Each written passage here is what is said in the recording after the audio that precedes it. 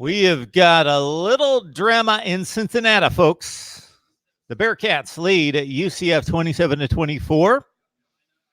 Luke Fickell's team has the ball. They are under review right now on a third down play that would bring it to fourth down and that much. They are, I believe, just inside UCF territory, about the 45-yard line. What do you do, folks? There's just about a minute left in the game, a little bit more than a minute, maybe a minute 25 to a minute 30 left in the game. Again, your team's up by 3. You've got the ball. Most likely this play, it's going to be fourth down. The play stands on the field. The spot that was first ruled by the officials on the field stands. So Cincinnati's got the ball. Fourth and about a half yard, just inside UCF territory, protecting a 27-24 lead. And you ice the game if you get the first down. You give it to UCF if you don't convert this fourth down play that we're looking at right now. And we'll see if they actually snap the ball. They're going to sneak it, of course, and they push it forward for the first down. I think that was generally the right call to make right there. Otherwise, you give it over to a UCF offense that, although struggling tonight, is very capable, and you're protecting a 3-point lead.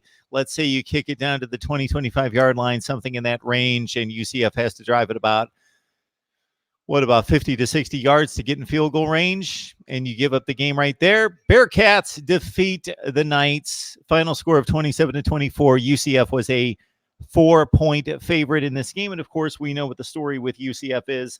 Undefeated in the regular season the last 2 seasons in 2017 and 2018. Lost to Pitt on the road a couple weeks ago, getting outscored 21-0 to open the game. UCF came back and led by 10. Where's my remote? Back down Chris Cotter. Recent Facebook edition. Good to be friends with Chris. Anyway, again, the story with UCF losing here at Cincinnati Nippert Stadium is all black. And it's all back in black, and it's all pumped up with a big win in the group of 5, defeating what has been the giant over the past 2.5 seasons. UCF lost at Pitt again, as we mentioned, getting down 21-0, led by 10 against the Panthers on the road, fell 35-34. I hope you were able to catch our Cincinnati UCF preview with Jeff Sharon of Black and Gold Banneret SB Nation. Jeff is always entertaining, always insightful, always has a perspective on UCF, American football, group of 5, and college football. And we will get to the live chat in just a second. This is Mark Rogers TV, the voice of college football. We have previewed week 6. I think we've just outdone ourselves is just the plain truth.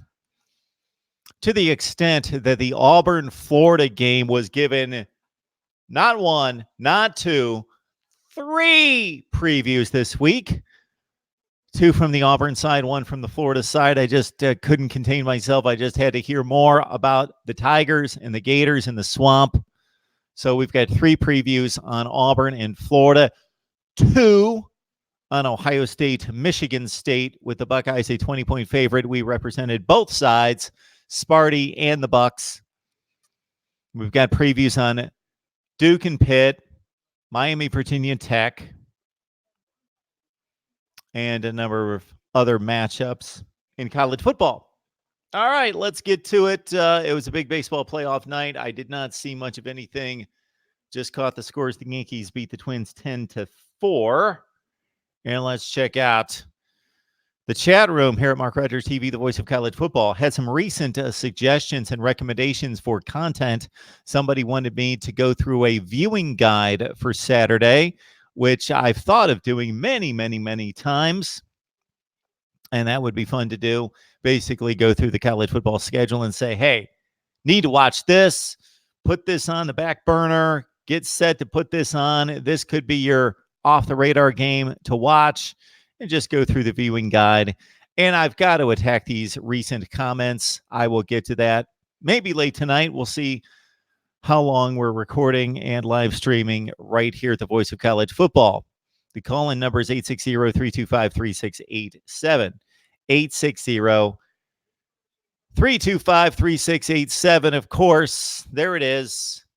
If you're coming across my channel for the first time, or maybe you've checked out a video or two, this is where you need to lock it in for college football coverage on a daily basis. And I'm not just talking about during the season. I'm talking about on a daily basis in the middle of May. This is the Voice of College Football right here, Mark Rogers TV. Thanks for joining. Subscribe, like the videos, like the live stream. This is all we ask. Start with a like, then add a comment or two. Start to talk it up with the folks in the live chat there. It's the best live chat room in college football. That's what you've all told me. You need to come up with a nickname, maybe. Maybe it'll catch on if you come up with a nickname, but they are the self-proclaimed best live chat room in college football.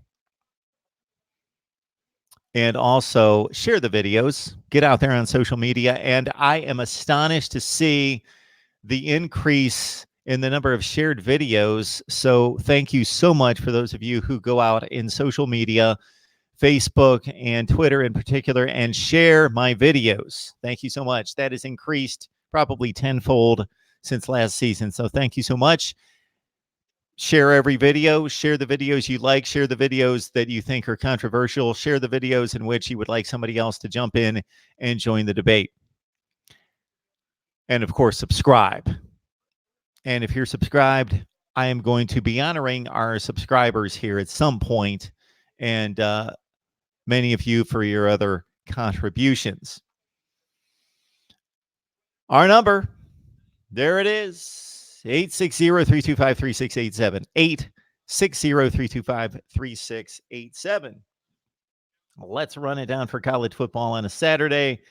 Again, I think the difference between this UCF team 2019 versus 2017 and 18 is simply Mackenzie Melton. That is a big factor. I don't think the offensive line is nearly as good. The plays were disrupted on a fairly regular basis tonight against Cincinnati. We saw the same against Pitt. We previewed that for you as well. What's going on here? Press 1 to start. The call will start at the beep. Hey, it's Mark Rogers TV, the Voice of College Football. Who's on the line? Hey, Mark, it's McD Sports 4. McD Sports 4. How you doing tonight, man? Yes, sir. I'm doing all right. You? I'm good. I'm fired up. Can't wait for college football tomorrow. Yeah. It's starting to get cool, you know. The real football games are coming in now. It's starting to get cool. So, did I speak to you after the Maryland game last week? The Maryland 59-0 game, I don't believe. You can let it all out. Let it all out. You can gain some perspective weeks after. I'm sure that it just hit you like a sledgehammer last week, McD, but maybe now that you've gained some perspective, what do you think of your football team? This is what I think. That game should have not been 59-0. That's unacceptable for Maryland right there. I think we just came out. I mean, I just don't know what the hell happened. I'm going to be completely honest with you. I've never seen a team look so miserable on a football field in my life. I mean, I was very disgusted. I think we're going to turn it around tomorrow against Rutgers. So, the cure to all bad things. You can't help but get better against Rutgers. That is the cure-all. So we're not going to be able to tell anything about your team after tomorrow, McD. We're going to have to wait till the Rutgers result, and then the next game we'll be able to see what you can possibly do to turn around this season. Well, I'm hoping a win against Rutgers maybe gives us maybe some momentum against going in on the road against Purdue on the homecoming. I would love to go into Purdue and we're in the homecoming. So at 59-0, and considering how bad the team looked to a certain extent, especially in the first half against Temple, what happened to this team that was scoring like nobody's business the first 2 weeks of the season and then can't put up a point against Penn State? Well, I think different things happened in both games. In the Temple game, I think we just came out very cocky because thinking that we were getting all this hype. I mean, if you think about it, Maryland's like the Texas Tech of the Big Ten.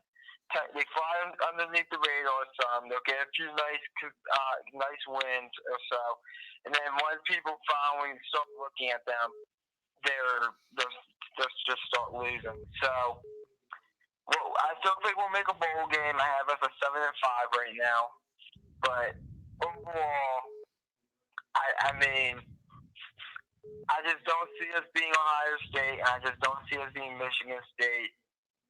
And I think we probably lose a game elsewhere. I still think we're beating Michigan, though. I'm sticking to that. I think Michigan's going to lose tomorrow to Iowa, and that's where I am right now. You're 2-2 right now. You have already played.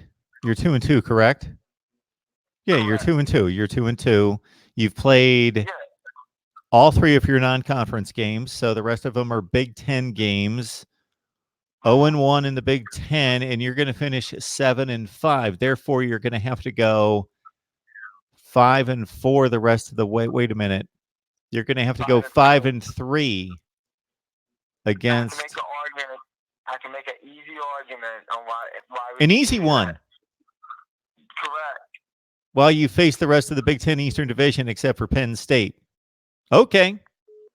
Rutgers, I'll give you one. I think we go on the road and beat Purdue. Yeah, maybe. Okay. No one more. And if we lose to Purdue, we'll beat Minnesota. I think between Nebraska, Minnesota, and Purdue, we're winning 2 out of the 3 of those. Okay. Even if I give you that, that's 3-1. Indiana. 4-1. I think we're beating Michigan at home. I just have a gut feeling Michigan are going to be coming on playing Notre Dame and Penn State. I know every time I say this, I bring up the track game theory, and I just really think Michigan's going to be banged up going on the road against Maryland. They're going to be banged up. You're not going to be banged up, but they'll be banged up. Yeah, because we're going to be coming off playing Minnesota, Indiana, Purdue, and Rutgers. Sure. Okay. And you're so much better than them. I think we're better than Minnesota. McD, I think there's somebody here in this conversation that may have nailed Maryland's ultimate record in the preseason. Somebody here said 6-6. I think it's looking like 6-6. And I'll take 6-6. I won't be completely happy. I'll admit that. I know you said that, and I'll take 6-6. But I think 7-5 is still a very good possibility. I think it's a possibility. I think it's attainable. I think it should be a goal. I think it's out there. Those teams are not unbeatable, but still, you've got to consider that while Rutgers is the automatic win, to say that you should win 3 out of 4 against Nebraska, Minnesota, Purdue. Well, you said 2 out of 3 out of those. That's aggressive, but it's attainable. But then you're counting on a win against Michigan as well. I don't think that's quite going to happen. I'll stay with 6-6. I'm feeling really good about my Maryland preseason prediction of 6-6. And I don't blame you for that. I absolutely see where you're coming from. But I'm telling you, Mark, there's something wrong in Ann Arbor. I think you're going to see it again this upcoming Saturday. I think Iowa's going to go in there and probably beat them. Is it Maryland wrong, though? Is it Maryland level wrong in Ann Arbor? Is it Maryland level? It might be. It might be. I mean, if you look at what I saw against Wisconsin was a team that was nowhere near them. True. Nowhere near them. One game. Sure. And I want to bring it back to Minnesota. If you look at Minnesota, no convincing wins, no big wins. I mean, they were losing to something called South Dakota State in the fourth quarter. Now, granted, supposedly they are a good FCS school, but I'm just saying, Minnesota undefeated, I'm not buying that. I'm just not buying. I don't think they're that good of a team. I think their schedule's been very light. I mean, the best win is Purdue by a touchdown, and Rondale Moore got injured halfway through that game.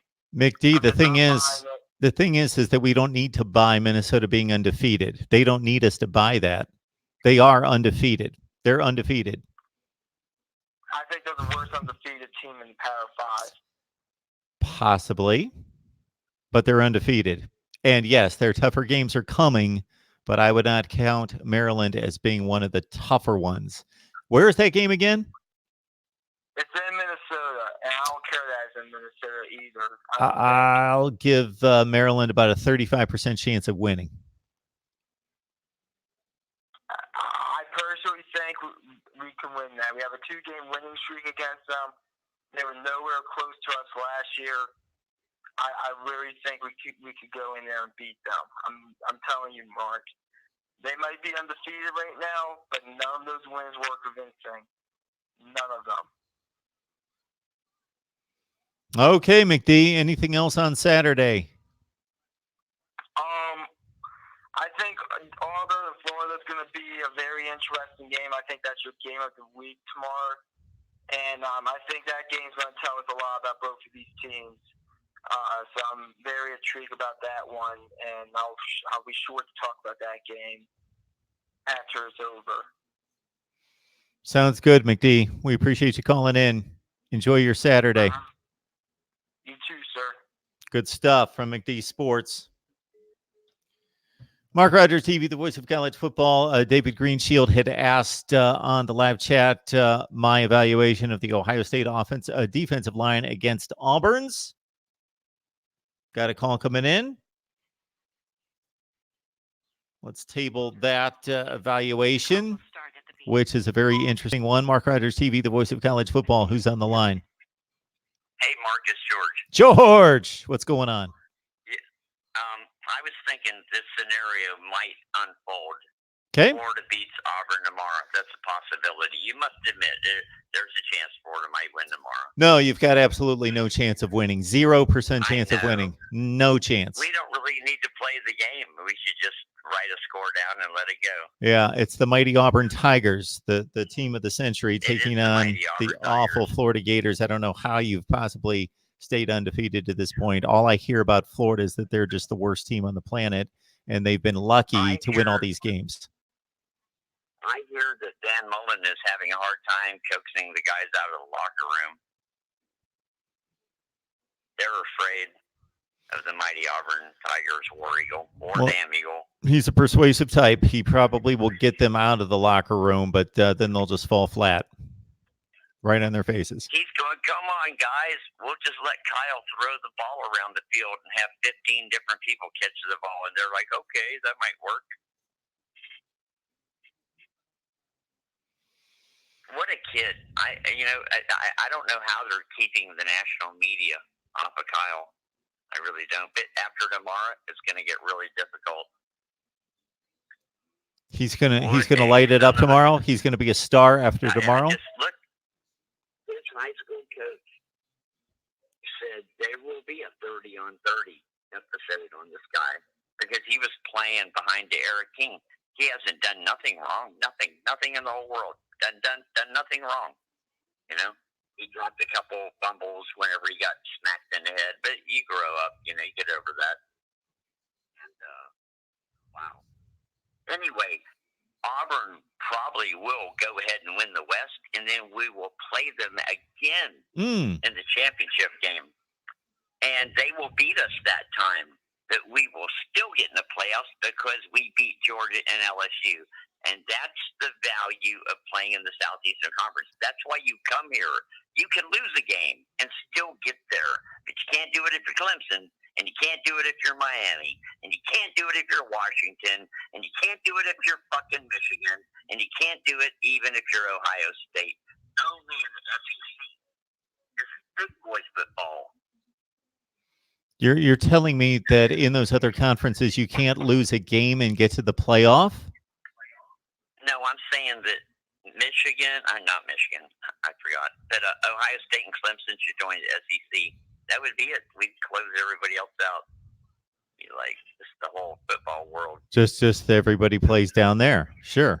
Yeah, and everybody else is the minor leagues. That's enough teams. That's a lot of teams. Throw Clemson and Ohio State into the South June Conference, and there you go. We got a league. Keep Vandy and Ole Miss. Leave out Oklahoma, Washington, Texas, Michigan, Michigan State, Wisconsin. We can't just feed each other's ass every week. We got to have Vandy and Ole Miss in there. Yeah, you got to have some scrimmage games. Right. It's a good plan. It's a solid plan, George. State. Thank God for college football scholarships is all I can say. Listen, I don't feel bad. Every kid that gets a scholarship that doesn't go to Florida or Georgia or LSU or some big-time university, they should be getting their diploma. They should be focusing on education. And that's a nice deal. That's a good deal for millions of kids. So it's a fair deal. Yeah, scholarships are worth quite a bit. For many of us who paid to go to school, we understand the value of the scholarship. The people, though, that go as student athletes to school and are handed the scholarship that appreciate that, but they also come from impoverished backgrounds, they do need a little bit of support and help just to survive on campus. So I do. Maybe that's what Clemson does. Maybe that's why Clemson's so good. Maybe they did that. Maybe they provided the. I think Florida's trying to do it. I really do. It takes a huge staff to do that. Alabama definitely does it. They have follow-up. Help people get through their classes and their day and schedule their time and develop good work habits, etc. Don't carry loaded M16s in your backseat type of advice. Okay, George, we want you to enjoy your big game tomorrow. It should be a good one. I think it's going to be a close one. I've made my prediction. I think there's something being missed in this whole scenario. A couple of years ago, our players were all getting arrested for having M16s fully loaded in the backseat. We were going out having fist fights with drug dealers on campus. The team, like the whole offensive line, the starting lineup, and bookies and shit, right? And Mullen fixed that. But it's still the same gangster team. Auburn has a 0% chance of winning tomorrow. 0. That's my verdict. And now we got to watch the game and enjoy that shit.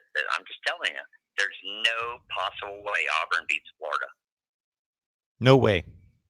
All right. Because we have a Texas gunslinger white boy. He's the head gang leader. This is too good to be true.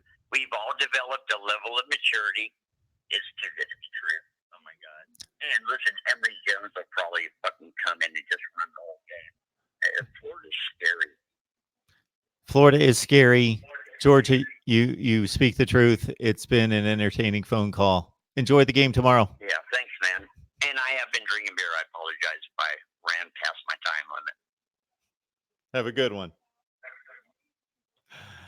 George, you get to a certain point and I'm like, what is he talking about? All right. More calls are coming in. It's good to see Pigskin Pete on the line.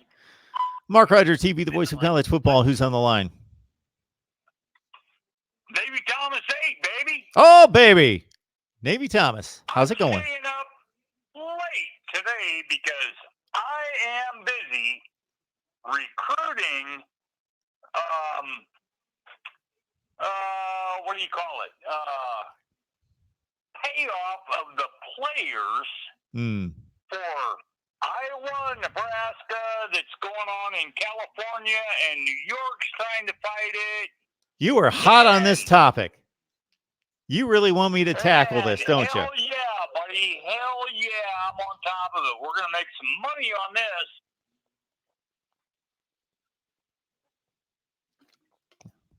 You still there? I'm drinking water. What do you want me to say? Oh, okay. Navy, you want me to run down exactly what I believe should happen?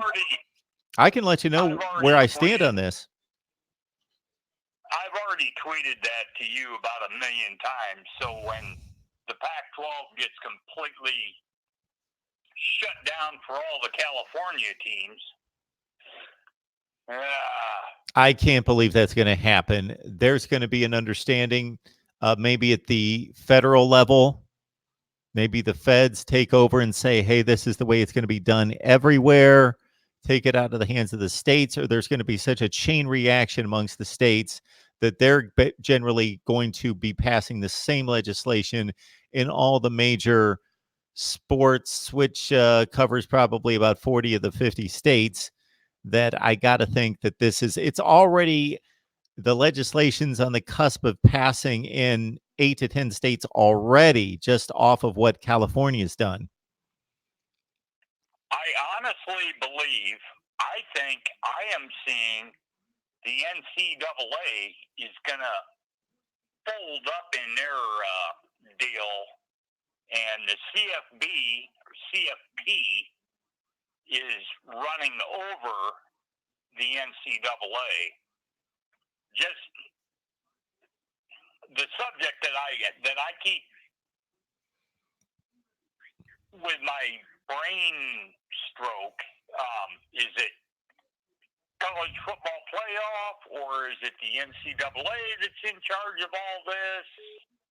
Who's running what? I'm not quite following it, but the college football playoff selection committees trying to hammer out California. Well, that appears to be what the standoff would have been had California acted on its own, but it's not acting on its own. There are 8 to 10 states already picking up that legislation and moving on it quickly. So if it was just going to be the NCAA and the entirety of collegiate athletics against just what California is going to do, that would be one thing. But the other states are jumping on board and passing similar legislation, which, based on my understanding of the legislation, and I've not looked into it that much, I agree with. Florida and Texas are being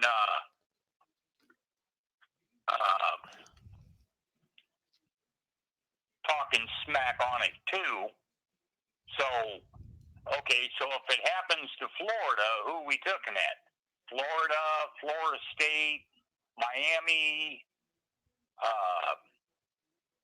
UCF, the other Miami team, Southern Miami. Southern Miami. Southern Florida. Oh, sorry. South Florida, Central Florida, Florida State, Miami. Those are the 5 major football playing schools in Florida. But there are other states are involved and close. Texas, yep. Names being thrown up into it. Then you're dealing with Texas A&M, Houston.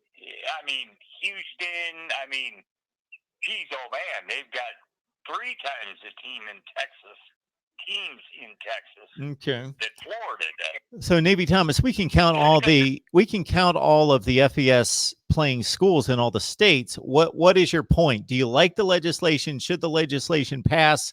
What do you think we should do with student athletes being paid, whether that be by the schools or just being allowed to earn money based on their fame and taking advantage of their celebrity status? What would you do?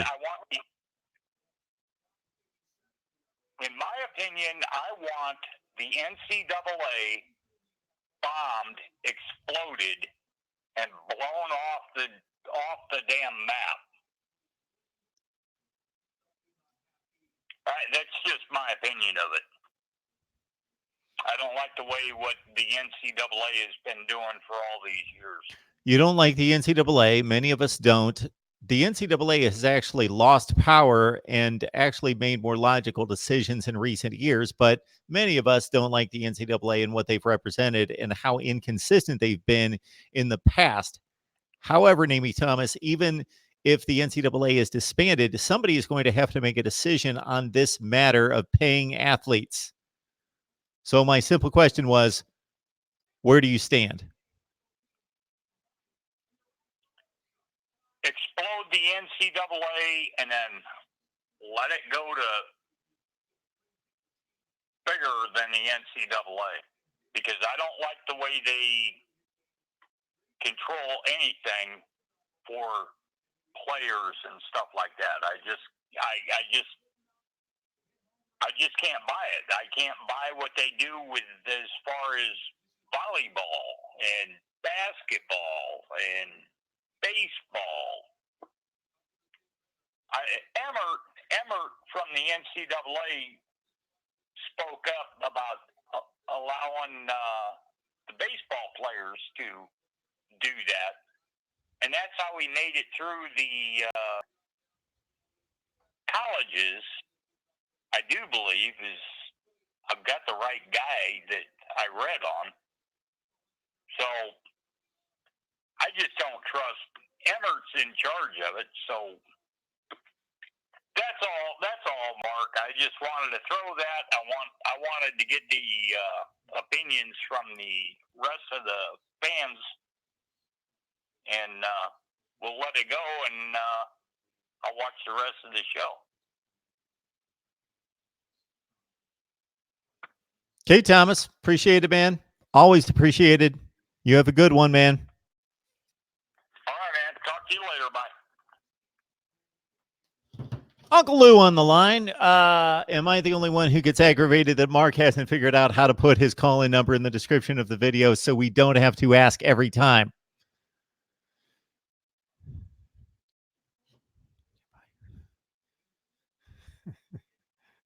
I'm aggravated at a lot of things myself.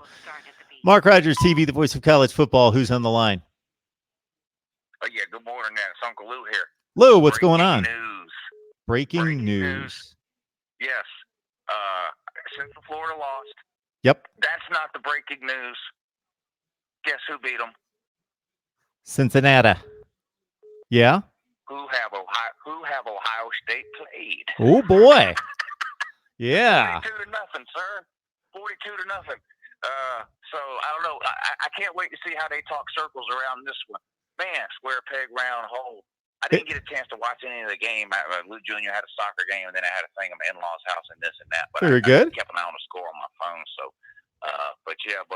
hey, what's going on though? Good games this weekend though, huh? Oh, I think so. But what I'm detecting here in our last couple conversations is Uncle Lou starting to sway a little bit toward the Buckeyes? Oh, no. I just happen to think they're the best team. You're just calling it straight. You're just calling it straight. I like it. Well, I mean, that's what I do. You know the routine. I know it. You rank somebody number one. Or say anything good about a team. Suddenly, you're just in love with that team. Meanwhile, the last 3 years on my channel, all I am is an Ohio State hater, according to these same people who now say I love Ohio State. So, but you get how that goes, though. Yeah. But last weekend was kind of disappointing. A lot of blowouts. I'm hoping we'll get some good ones tomorrow. Auburn, Florida, Michigan State, Ohio State. I'm just kidding. Ohio State's going to blow them out. But Auburn, Florida could be a good one, though. What do you think? Auburn, Florida. Well, I think Auburn's played a lot better football to date. I think the Gators are maybe the 15th to 20th best team in the country, and I think Auburn's a little bit better. I like Auburn in that game, but I would not be shocked. I'll give Auburn about a 60-65% chance of winning that game. I just think defensively it's going to be tough for Florida to put up much against that Auburn defense. But I think it'll be a really good game. I think it might be the best. Yeah, I think that's the best game of the day, considering the quality of the two teams. And I think it's going to be a fairly defensive struggle, maybe low to mid 20s. Yeah, and I know I'm in the minority, but I still enjoy like a good. I do sort too. of old-fashioned, like 21-20 game or something like. Even the Florida Kentucky game was good last year. Yep. I think that barely got into the 20s. Or I still like games like that. But I picked Florida in that one in the off season because I don't know. I thought those teams were kind of evenly matched heading into the season, and I said, well, it's in the swamp. I guess I'll go with Florida. But like you said, it just looks like Auburn, especially last week. Everything seemed to click for the barn last week. But you know what worries me about this game? Literally the only people you can find willing to pick Florida in this game are Florida fans, and that's unusual for a game involving teams that are this closely matched. I mean, the spread is 2, 2.5, or 3, depending on where you look. So it's got me wondering, like, is this going to be one of those things where, like, everyone's wrong and Florida wins this game by 13 points or something? You know, I don't know. It's got me second guessing. It's too late now. I'm not going to go back on it now, but I'm with you. Just from talking to a bunch of people this week, like, nobody is expecting Florida to win this game outside of Florida fans, and obviously they're going to expect them to win. But you know, you see this sometimes where, like last year, Clemson, Bama. You know, no one really gave. You know, Clemson ain't paid nobody. You know, they're going to get killed by Alabama. You know, and look what happened. And I'm not saying that Florida's going to come out and win. Lou, 4 touchdowns or something. It's just, you know, what's up? Lou, how about this game comparison from last year? Who do you think was better last year, LSU or Florida? I think LSU was a little bit better team last year than Florida. Yeah, I do too. But they went to the Swamp. They played a really ugly game. Florida kept that in the high teens. What was that game like? 20-16, 17-16, whatever the score was. Yeah. They get the pick off Burrow in the last couple minutes, and they win an ugly game. Yeah. I could definitely see that happening. Great analogy. Yeah, great analogy there. Yeah. Which means Florida got to go to LSU this year. Bad news. I think so. Oh man. Hey, Joe Burrow. Can he keep this up? Well, he's going to start playing better defenses, of course, and therefore the offensive line's going to have to hold up against Auburn's defensive front. First and foremost, Alabama's defensive front. A&M's not as good as I thought they were going to be. And then, of course, they've got the 2 toughest teams in the East, your defensive front. So he's going to see a lot more pressure than he's seen to date. That Texas defense would be the 5th or 6th best defense in the SEC, something in that range. It's a decent defense, but it doesn't rank with those teams. Well, they're not playing Georgia because they're not. Oh, that's right. I'm thinking of Auburn. We don't play in the regular season this year. But, but yeah, I kind of feel the same way. I mean, I'm kind of happy for LSU fans because they've had to been pulling their hair out the last 6 or 7 years with all these NFL defenses and great running games, but can't score any points. And now they're scoring 60 points a game. They got to, like, as a Georgia fan, I'm watching that. You know, I'm drooling. I'm like, man, I wish we could open it up like that. But anyway, I'm not going to keep you long today. I just saw that you were on and wanted to call in and say good morning to you. Enjoy. Are you home this weekend? Or are you traveling abroad again? You're always out and about somewhere. We are planning more trips as of last night. I got my marching orders last night to plan more trips, but this weekend we'll be at home, Lou. All right. Well, enjoy it. I hope we have some good games tomorrow, and I'll talk to you soon, Mark. And Lou, it's almost becoming a national tradition. You're on at 9 a.m. tomorrow, correct? Yes. Awesome. Live with Uncle Lou. Pardon me, I will not be able to join. That's just not my time of day, but I hear you got quite the roundup at 9 a.m., and I'm sure it's a good time. Yeah, appreciate it, Mark. I'll talk to you soon. Thanks, Lou. All right, buddy. The incomparable one. Uncle Lou's got a great channel on YouTube. I can imagine that most of you are dialed in on that. Grundy's been one of my big critics throughout the years, but he still comes back and watches the videos. Yeah, doesn't know much about technology. I really don't. And my issue is I just post too many damn videos. I got to stop once in a while and address this kind of stuff. Because this was supposed to be taken care of in the offseason in regards to the call-in number and the call-in situation. And I've got somebody on the line, but I want them to hold for just a second. Man, I was working on this to get this right, and I just didn't get it figured out in time for the season. Mark Riders TV, the voice of college football. Who's on the line? Hey, Mark. It's DeAndre. How you doing, man? Hey, good to hear from you, man. Yeah. I don't know if I missed you after the Carolina game or I guess you was on vacation a little late. Maybe? I did a little vacation last weekend, Thursday through Sunday. It was a good time. I didn't see a whole lot of football. I did post a video on Clemson, North Carolina, though. Oh, okay. Gave my take on Clemson. Yep. I don't know if you found it yet, but I think I don't think Pete remembers or Bobby. But I did say Carolina would give Clemson trouble because of the offensive coordinator. And also, Carolina the last 2 years has really been beat up team under Fedora. I don't know why. And I think they had some suspensions maybe 2 years ago. And and I don't think Carolina has had bad recruiting classes and stuff like that.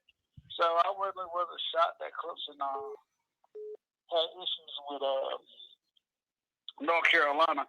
But I saw the video where you did Clemson like against Pitt, Troy.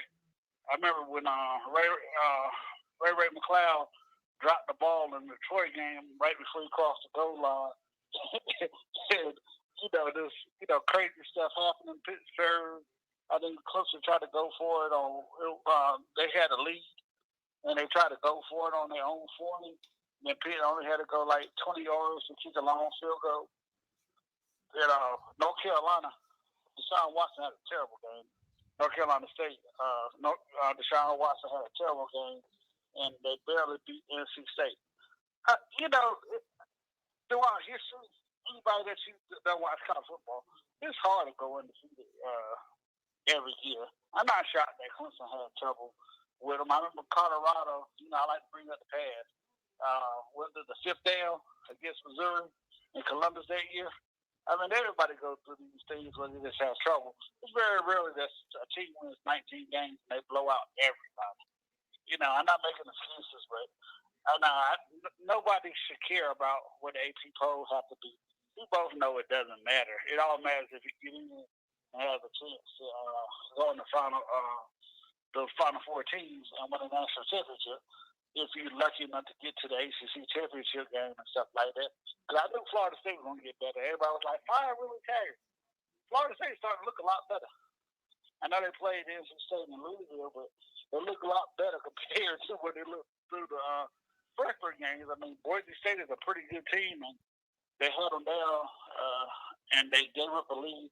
So I don't know what's going on with that, but I think everybody's over-exaggerating this Clemson 1-point loss. I always thought Trevor Lawrence looked kind of bad. Bobby Dorkins and Pete disagreed with me on it. They were blowing out teams, but he hasn't looked right. And offensive line is not blowing anybody out the ball. I don't know where's those first 4 games, but they just didn't look good. But I think Trevor Lawrence has improved because he hasn't thrown an interception since that what game was it? Syracuse game. I think he had 5 interceptions. I know they played Carolina and Charlotte, but we'll see how the season goes. They were saying that Clemson, before buys, they always lose a game or have issues before a bye. I don't know why, but maybe they get the change up during the bye. So I got to agree with you, DeAndre, that we can't expect a team to march out there, even against a marginal or bad schedule, and just blow out everybody week to week to week to week, 19 consecutive weeks. So the last time the Clemson was challenged was, of course, against Syracuse last year, a game in which Trevor Lawrence left in the late second quarter. So I'm not that alarmed at this performance, but at the same time, you point out a few things that I pointed out after the game and even the week before, is that Travis Etienne has gained. Somebody had a dispute with me online about Travis Etienne's effectiveness when I criticized just Clemson's inability to run the ball. But after he gained 205 yards on 12 carries against Georgia Tech, he has only averaged 4.6 yards per carry, coming from a back who averaged over 8 per carry last year. The run game's not been the same for Clemson. My thoughts between you and Pigskin Pete regarding Trevor's performance is that I watched the game in a condensed version, went through and based on the criticism of his play and the increase in interceptions, I thought I'm really going to focus on Trevor Lawrence, see what kind of decision-making he's taking and how well he's throwing the ball. So he seems to be more inconsistent than he was last year. He's making more bad throws, but he's still 2/3 of the time is making NFL kind of throws. He's still making throws that you'll see him misfire and then you'll see him make a couple throws that are throws that almost nobody in the country can make. So he's still making those kind of throws. And see, this is another thing I like to point out too, Mark. Cameron Jackson, he's a first-year starter. I know he was a top 10 recruit, but he's getting used to that position. His highest started there for 4 years. This is Cameron Jackson's most action, and he's only played in 5 games. And another thing I like to point out, Top Dillon, who does a great job, just like you do, but he does more film study. Yep. One thing about losing Travis Feaster was a better blocker than ETN is. Yeah. He didn't point that out, but if you ever go back through the years, even when Travis Feaster started, he was a better blocker than ETN was. That year that Clemson had Kelly Bryant at quarterback. If we go back and look at it, if we look at what Carolina was attacking, Eric, he's from Fayetteville, but he played tight end to move to inside guard. Back when Clemson was just on the rise with Watson, I think he was there with Watson's freshman year, and he was pointing it out that Cameron Jackson, and ETN were doing poor picking up the blitzes. If you go back and look at Notre Dame, Clemson's had trouble when teams blitz them up the middle.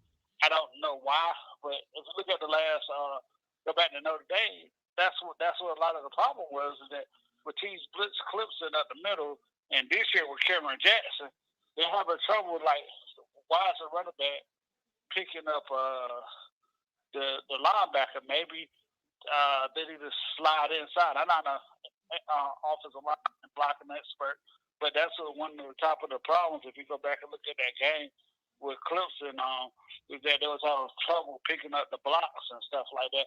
Who was coming and who should Cameron Jackson block? And this, they returned 4 out of the 5 offensive linemen from last year. So that's part of the problem, is that Cameron Jackson and ETN is not doing a good job of blocking people coming up, or know who to pick up in the blitz package. So another thing is blitz throws is finally gone. So you don't have that person that can catch the ball in the middle, because you don't got a tight end, you don't got a slot guy that can catch it. I know Rodgers is just getting back, but I mean, I don't think it's only 5 games. You got to look at a team at the end of what their end product is. So like Auburn a couple years ago, when they beat Georgia and Alabama, everybody was like, this is the best team. Clemson had beat them early in the year in Death Valley, and everybody was talking about how good they are. You got to give a team chances to develop. I think that 2001 team that Miami had, who was on a long winning streak, they went up to Boston College or so, and it took Ed Reed to return a touchdown back for them to win the game, 20-7, something like that.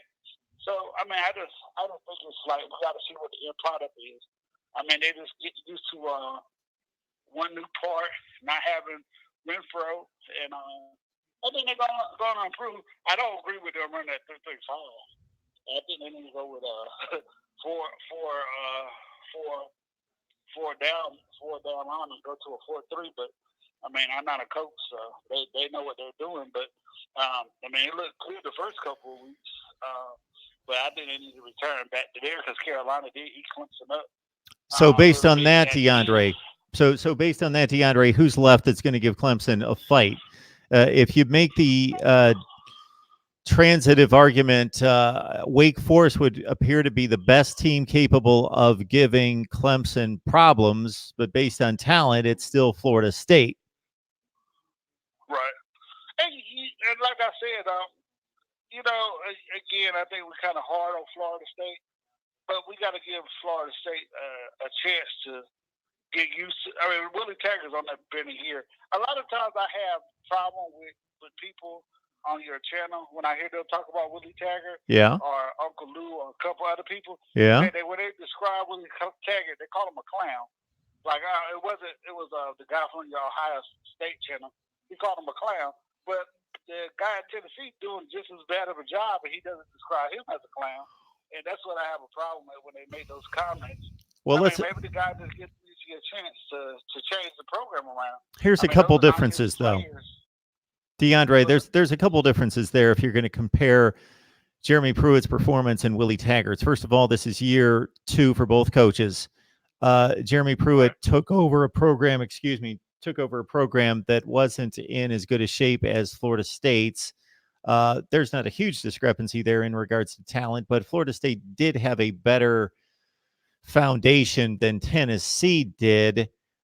Jeremy Pruitt has also coached 2 games last season in which he showed that he's capable of preparing a team that could go out and beat a good team. They went out there and beat Auburn, and they went out there and beat Kentucky. Willie Taggart, now he's shown us something in the last couple of weeks to actually beat somebody who's decent, who's got a pulse. Louisville, NC State, those are the type teams that I would hope that I'd be able to stand on the sideline, or you, with Florida State talent and beat. But at least he's starting to make some progress. He's shown the Virginia game was a solid effort. They came within 4 yards of winning. But I think Jeremy Pruitt, there are some considerations to be made versus what he's accomplished or failed to accomplish versus Willie Taggart. Tennessee generally, until late last season and then early this season, looked prepared for their games. Florida State, other than about 2 games last year, looked completely unprepared just to play football, just to line up and play football. They were still making the same kind of mistakes in week 12 that they were making in week 1. Yeah, and again, I agree with what you're saying, but a lot of those players are leftovers for Jimbo Fisher. Maybe trying to get those guys out. But I agree with you. You see the one where the receiver was turned the wrong way? Yeah, what's going on? It's crazy. Yeah, like, what are you doing? I mean, but that's lack of. I mean, yeah, as a coach, yeah, you like, yo, man. Like I tell my daughter, we go out there and work on basketball all day, and she's a good player. But it's like, what are you doing? Like, you know, sometimes it's up to the player too. You know, I mean. But my point is, though, I think Clemson's going to be fine going throughout the year. You know, they get to the ACC championship game if it's Pitt or Virginia or rematch with Carolina. So what happens if they go play Carolina again in Charlotte, which is in North Carolina? It was 2 hours away from Chapel Hill, 2 hours away from Clemson, split right down the middle, and they beat them like 45-0. I mean, then that loss, that 1-point win in Chapel Hill is like, well, maybe this Clemson just had a bad day, which they did. I mean, I think they turned over the ball twice. I don't know. I mean, we just don't know until the end product, and I hope it don't go away that fast because I love college football. But we just don't know until we see the end product. But I don't think Clemson fans should get mad about moving down to number 2. I really don't. If anybody should be number 1, I think I agree with you. It should be Auburn. So they beat the best beat 2 good teams. I don't see how. I'm sorry. I just don't think Alabama, with the type of schedule they have played so far, is the best team in the country right now, based off the teams that I've seen them play. I mean, they murdered everybody, but I mean, that doesn't mean they're the best team right now. I would go with Auburn just because of who they have beaten on the field. To be honest with you, I would even say Georgia, because they beat Notre Dame. It was at home. They beat Notre Dame. I mean, they went to Notre Dame and beat them. So, I would go with Georgia over Alabama if we're going to replace Clemson with somebody. Well, I'm not replacing anybody with anybody. I've got Clemson at 5. No, I'm just saying the 18. I'm not saying you. Sure. No, I agree with your top 5. Only thing I ask you about, what about my boys? You know, I would fight you over Wake Forest. I mean, you do feel a little respect in there. Where have I got to Wake Forest? I think they're like 18. Yeah. You remember, but I had to fight with you for a couple weeks about them. Oh, I put them at 18 just because of you, DeAndre. Yeah, you remember I was pushing Wake Forest and Duke held Alabama to 3 points in the first half. I mean, that's still amazing. I mean, I know they it's Duke. I mean, hey, you know. I think it was 14-3 at half. I'm almost positive Bama had 14 points at half against Duke. 14? Okay. I believe it was 14-3. Oh, man, I I don't remember Duke scoring, to be honest. What was it, 42-3 at the end? 42-3. Yeah, okay. Well, I mean, it's still Duke versus Alabama. Only 11-point lead. I mean, if those two running backs had cut back at halftime, you never know what Duke could have done. I'm just joking. We know Duke will come back and win that game. But all right, man, I love the show, man. I'm glad you got you a vacation in. I know it's hard to listen to knuckleheads like me that complain about everything. Well, see, I haven't considered the ACC yet. I haven't seen anything about it, but they're absolute terrible. We're going to see the end product. Hey, what did you take tonight? The over or the under? Central Florida Cincinnati game. I never look at over and unders. I have no idea what they are. I never look at them. I just don't. Okay. I took the under, but I took the Central Florida by 2 at halftime. I did a halftime bet, and I ended up winning that one. I picked UCF to cover the 4. Oh, you took it? I don't know if teams are catching up, or I don't know what's going on with that. All right, DeAndre, appreciate the call, man. All right, man. I've been listening to the show, bro. Thanks for the contribution. I appreciate that. Always, man. I gotta keep y'all. I gotta go back and contribute a couple other guys, but y'all do a great job, man. Y'all take care. Appreciate that. Our man DeAndre doesn't even criticize me when I rank Clemson 5th. That doesn't mean I believe that they're the 5th best team in the country. They've got the 5th best resume, and I know they haven't played anybody, but it's resume, it's dominance against the schedule. Who have you played? Who have you beaten? How dominant was the performance? Okay. Who do we have here? I've been waiting to address some of these comments. Mark Rogers is the source. I love when people feel the need to capitalize certain words. Now, I will do that in titles of videos just to get people's attention because that's part of the game we play on YouTube. But Mark Rogers is the source of the disrespect towards Willie Taggart. Okay. Had you watched any of my analysis of Willie Taggart's coaching performance prior to 2018, I gave him the respect that he had earned based on his performance at Western Kentucky, South Florida, those two schools in particular where he took over programs that were struggling. He struggled for a season. Then he turned them around to a certain degree. With Western Kentucky, it was from 2-10 to 7-5. With South Florida, he brought them from a 2-10 status to a 10-2 program. Okay, I gave him much respect for that. He went to Oregon. That is a neutral season. I neither give him credit for what he achieved there, nor give him any kind of blame. He was there for one season. They went 7-5 under him. And based on what Oregon was before he got there, which was a national championship contending team in 2014 that was on the downslide, the downturn under Mark Helfrich, and what they did after, I think any reasonable coach would have gone 7-5. So that's kind of a C performance for Willie Taggart, but it's only one season. So I somewhat discount the Oregon performance. I gave Willie Taggart credit for turning around 2 Group of 5 programs, wanting to see what he would do with this stop at this level against this type of competition with these type of expectations. Willie Taggart coached a team to a 5-7 finish last year that has top 15 talent. The argument's been made many times that Jimbo Fisher, who's won a national championship and is very accomplished, of course, only went 6-6, 7-6 with a bowl win, where he wasn't present, but his team was the prior season. So Willie Taggart pretty much turned out the same production from a win-loss standpoint as Jimbo Fisher did the year before. Okay, that's part of the evaluation. But the complete evaluation was watching this team play 12 games last year. To compare Florida State 2017 without its starting quarterback, having to deal with Alabama in the non-conference schedule, losing that, DeAndre Francois gets knocked out.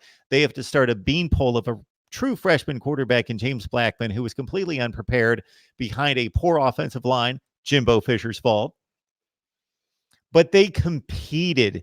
The The comparison between the 2017 Florida State product and the 2018 isn't even close. Check out the scores. Just look at the game log of how they performed despite not much difference between 7-6 and 5-7. The 2017 team could have matched up and stepped on the field against almost any team in college football and competed to the final 5 minutes of the game, because they did.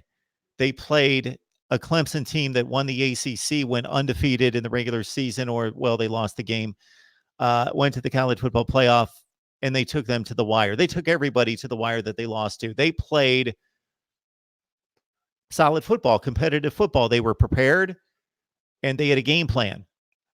Willie Taggart's product last year was one of the poorest prepared teams I've ever seen in college football, in Power 5 football in particular.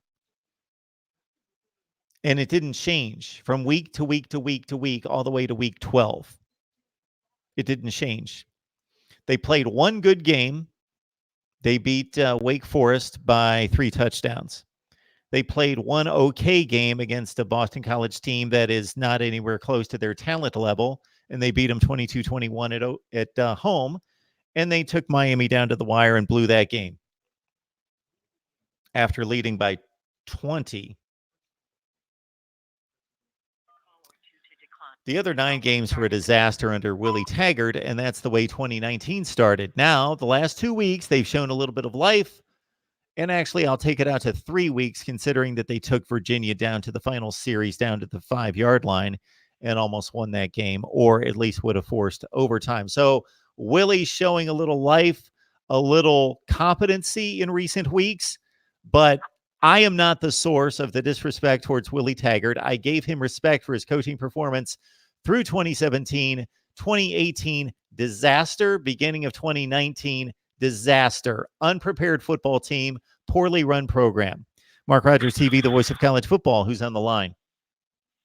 Hey, Mark, it's Matt, or Mr. American. Mr. American. Yeah, Mr. American Conference. Good to hear from you. Oh, yeah. Good to hear. What's going on? Another point on the Willie Taggart thing. I mean, this is his fourth head coaching job, and this is Pruitt's first.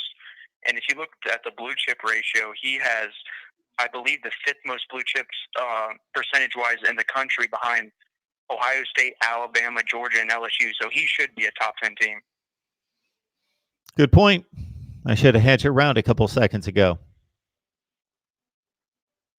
Yeah, when I heard that, I mean, I agree. I think Jeremy Pruitt at this point is a clown, especially with that. I mean, that was kind of bad publicity that just came out with that Jeremy Banks story and everything. That didn't make him look good at all. Yep. But anyways, I have a question for you. I don't know if you've seen these, but there's a start one, bench one, cut one. Justin Fields, Jacob Fromm, and Jacob Eason. Oh, you want me to rank them? Yes. Well, Jacob Eason, I'm thinking to date, let's see. So we've got the 2016 season that he played at Georgia, where he, of course, was a freshman. I thought he played pretty well. He had elite offensive talent behind him, especially at running back, of course. But he's a different quarterback, should be a different quarterback now. I have not seen him. Did I see him play at all really this year? They had the USC game. I didn't see that. That was last weekend. I didn't see a whole lot. I did not see them lose to Cal. He obviously didn't perform too well, scoring 19 points. I think his numbers are pretty good to date. So I haven't seen Jacob Eason play a whole lot of football since his freshman season at Georgia, because what was it, week 1 that he lost his job after he got hurt in 2017. Justin Fields has been amazing. He does have the benefit of one of the best offensive play callers in the country and elite talent all over the place, and having yet to play a defense that is going to be in his face, harassing him on a regular basis, and wasn't given the opportunity at Georgia to really show what he could do as a passer. They played it safe with him. They boxed him in to be a wildcat type player at quarterback. Jake Fromm's the most consistent, productive, most proven player out of the three by far. Justin Fields has the highest ceiling because he's got the component as a dynamic playmaker on the ground. So if you held a gun to my head and said you've got to rank them or you've got to keep two of the three and you've got to start one, I may roll the dice and say, give me Justin Fields as my starting quarterback. I'll take Jake Fromm as my backup, and Jacob Eason can go play for somebody else. Okay. And then here's a scenario for you I'm going to throw out. Okay. LSU beats Bama. LSU goes to the SEC championship game versus Georgia. Georgia wins. So that makes Georgia undefeated therein, along with Clemson and Ohio State. Texas and Oklahoma split, but Texas wins the Big 12 championship. So that gives you Alabama, LSU, and Texas. Texas is going to have 2 losses, and they're going to be a champion. And also Washington, let's say they run the table and only have 1 loss. Who gets in? Alabama, LSU, Texas, or Washington? So Ohio State and Clemson are undefeated. There's 2 spots. Yes. Okay. Georgia's the SEC champion. Yeah, so they're in. Who won the LSU-Alabama matchup? LSU. LSU beat Bama, but they lost another game. So they're both 11-1. Mm-hmm. Okay. Texas is 10-2 with the championship, and Washington is 12-1 with the championship. Eliminate Alabama because they've got the head-to-head matchup against LSU, and LSU won that game. Okay. And Alabama does not have the non-conference win that LSU does going to Texas, especially since you've elevated them to a Big 12 championship. So it comes down to LSU. Texas has 2 losses. Despite having the championship, they lost at home to LSU, plus they have 2 losses. LSU is going to the playoff. They're going to get selected over Texas because of the 2 bullet points I just cited, plus LSU is going to get the nod over Washington. There's your playoff. Even with Washington having won a championship? No good non-conference wins. And yes, there's a carryover factor that I don't agree with, but I think is in the minds of the College Football Playoff Selection Committee of the perception of the Pac-12. Okay. If we're selecting the best teams, those are the 4 best teams under that scenario. I would agree with that. Washington lost to Cal. What's Cal going to do this year? What are they going to go? 7-5, 8-4, and LSU. Probably. Let's say they lost to Texas A&M or they lost to Auburn. They beat Alabama. They beat Texas. They beat either Auburn or Texas A&M. They beat Florida. They've got a string of wins that are better than anything Washington can produce. Yeah, I mean, just looking at all the scenarios in the schedule so far, I think we're probably going to get 2 SEC teams.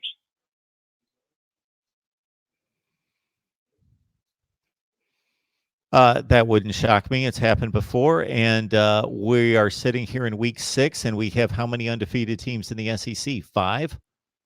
Auburn, LSU, Alabama, Florida, and Georgia. Yeah. And then I have one last comment.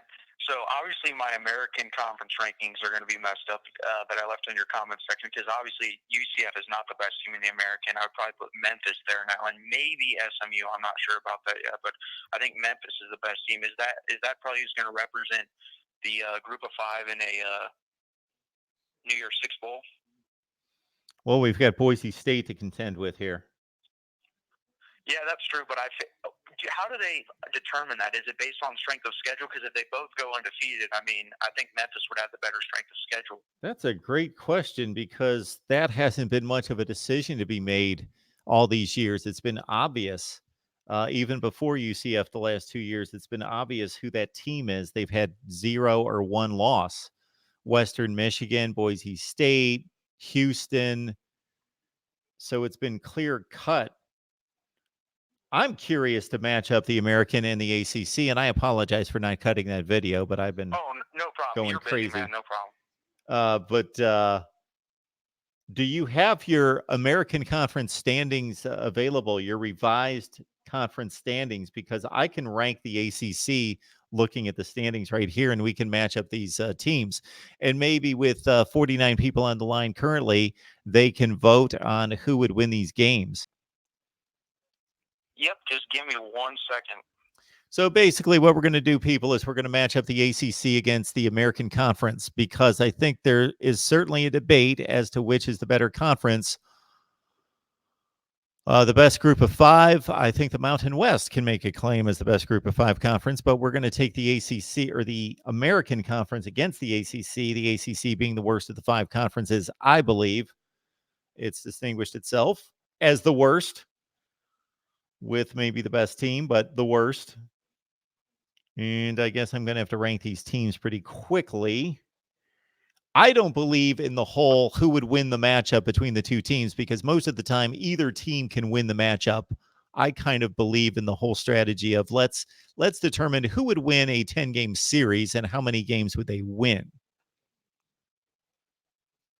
Okay, my number one team would probably be Memphis at this point. Clemson versus Memphis. Yeah. Clemson wins 9 to 10 times. Okay. Yeah, I would agree with that. All right. Game number 2. SMU. SMU against, I'll say, Virginia. SMU and Virginia. I'm going to say that Virginia wins that game 6 to 7 out of 10 times. Okay, the next one, man, it gets pretty difficult around here. I'll go with Tulane. It gets difficult for me too, because it's just a mishmash in the ACC. Everybody's pretty bad. I will say the third best team in the ACC based on performance to date is Wake Forest. So Wake Forest and who? I'm going to say Tulane, but I could pick Cincy there. I could pick Temple. I could pick Navy. I could pick UCF. You know what? Actually, put UCF there. Sorry, I totally forgot about them. You're still going to rank UCF over Cincinnati? Yes, because of the home field advantage. Okay. And okay. From what I saw, I'm going to admit, I was watching mostly the baseball playoffs tonight. UCF was able to move the ball, but they turned it over a lot. Yeah. Okay, so UCF is playing Wake Forest. Well, I think UCF wins that 6 to 7 out of 10 times.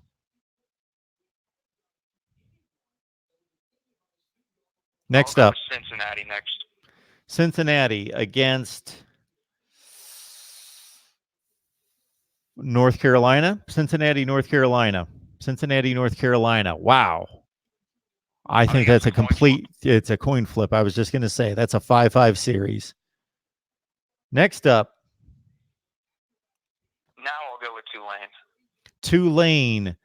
I have not watched Tulane play this season. Who was their big win against? I know they had the big win against Houston at home. I did see some of that game. They played Auburn really tough. Oh, yeah, they did. 28 to 13. I know that it was a little more of a blowout than that, just because I took Auburn in 18 to cover. But whatever the score was, 31 to 6 or whatever it was, 24 to 6. Anyway, Tulane and Florida State. You were right. It was 24 to 6. Tulane and Florida State. I say Florida State wins 7 times. Okay. I'll go with Temple next. Temple, big win against Maryland, of course. Beat East Carolina by 10 last night. Temple is going to play Miami. Temple and Miami. Miami wins that maybe 6 to 7 times out of 10. I'll go with Tulsa next. Tulsa. Lost to Michigan State, but played them well defensively. They played Oklahoma State pretty tough. Oklahoma State, yes. Tulsa, and I'm going to go with Duke. Tulsa and Duke. I've got to go with Duke winning about 7 times.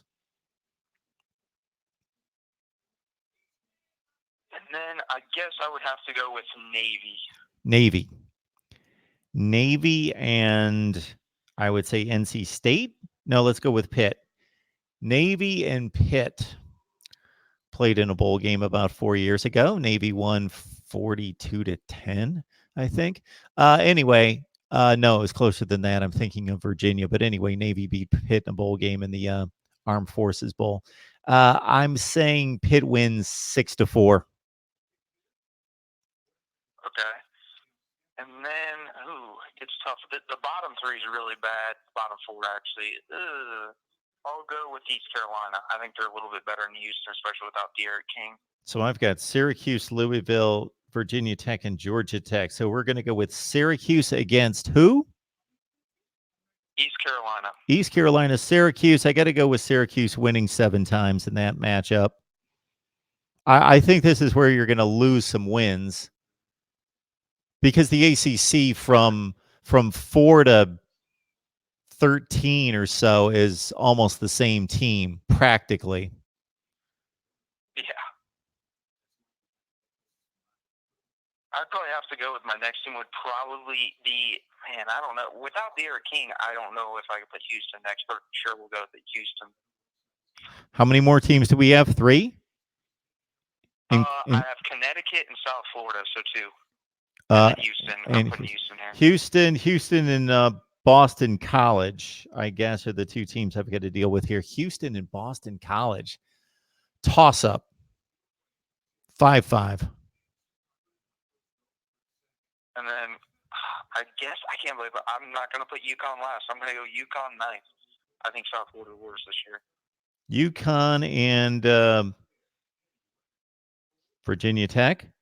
UConn, Virginia Tech. Well, UConn is just so deplorable. I say Virginia Tech wins that at least 8 times. And they're pretty bad. Yeah, they are bad. South Florida would be the last team. South Florida and Georgia Tech. Wow, who knows? Wait, they played. Georgia Tech beat South Florida 14-10. So that goes to show you to a certain extent, not that I watched the game. Let's say just based on that win, that Georgia Tech wins 6 out of 10. Okay. That's fair. I think the ACC wins 60% of those games, but it's certainly not a slam dunk. It is certainly just a little bit deeper of a league in terms of decent teams, top 60 teams in the nation in the ACC. I think that's the difference, but it's not much of one. Yeah, I'd agree. I think they're more top heavy, and then their bottom teams aren't as bad as the Americans' bottom teams. But I think the middle of the conferences are pretty even. I would probably even take the American in the middle. Okay. But yeah, that'll do it for my phone call. Thanks for taking it. Good stuff. Appreciate it. Enjoy the weekend. You too. Mark Rogers, TV, the voice of college football. Pigskin Pete, good to see you, man. Hope everything's going well. Let's see what else we've got. I think I'll just take some questions and comments. If anybody wants to call, certainly hit me up, and we'll pack it in at some point. But we can go strong here at 860-325-3687. We're running on an hour and 19 minutes at this point. And, of course, I am asked almost every day how you can help me build the channel. So I appreciate those people that care enough to ask. I'm going to cut a video and I'm going to list all the ways in which you can help us. Some of those are rather obvious. The one plea I'm going to make right now is if you own a business, have some decision-making power or influence in a business, or know of somebody that owns a business that would be a good match as a sponsor here at Mark Rogers TV, the voice of college football, then let me know. And contact me at markrogerstv@gmail.com. I appreciate it because I made this statement for just about 10 or 15 seconds about a week ago, and I instantly had 3 potential sponsors contact me. Now, they may not necessarily be the right fit or be able to generate the kind of revenue that we need, but they seem to be reputable places that I'm considering. But in addition to that, again, if you own a business, nobody know somebody who owns a business or have some level of decision making in a business that would be a good match as a sponsor to Mark Rogers TV, the voice of college football, please let me know at markriderstv@gmail.com. The call will start at the beep. Mark Rogers TV, the voice of college football, who's on the line? Hey, Mark, Reasonable Gump. How you doing? Hey, I'm doing well. How are you? Doing okay. Man, I got a question. I've been actually been meaning to ask you for a few weeks now, but I always got sidetracked whenever I called. Okay, fire. Okay, so I heard you say probably about a month ago now Oh boy, that you hate neutral site games. I And I was hate hoping you them. might explain that one to me. You were poking fun at Alabama while you were doing it, so I don't know if it was specific to Alabama or the idea of neutral site games, but I was hoping you might enlighten me about your distaste for that. Okay, the term hate might have been a little bit overused by myself at the time.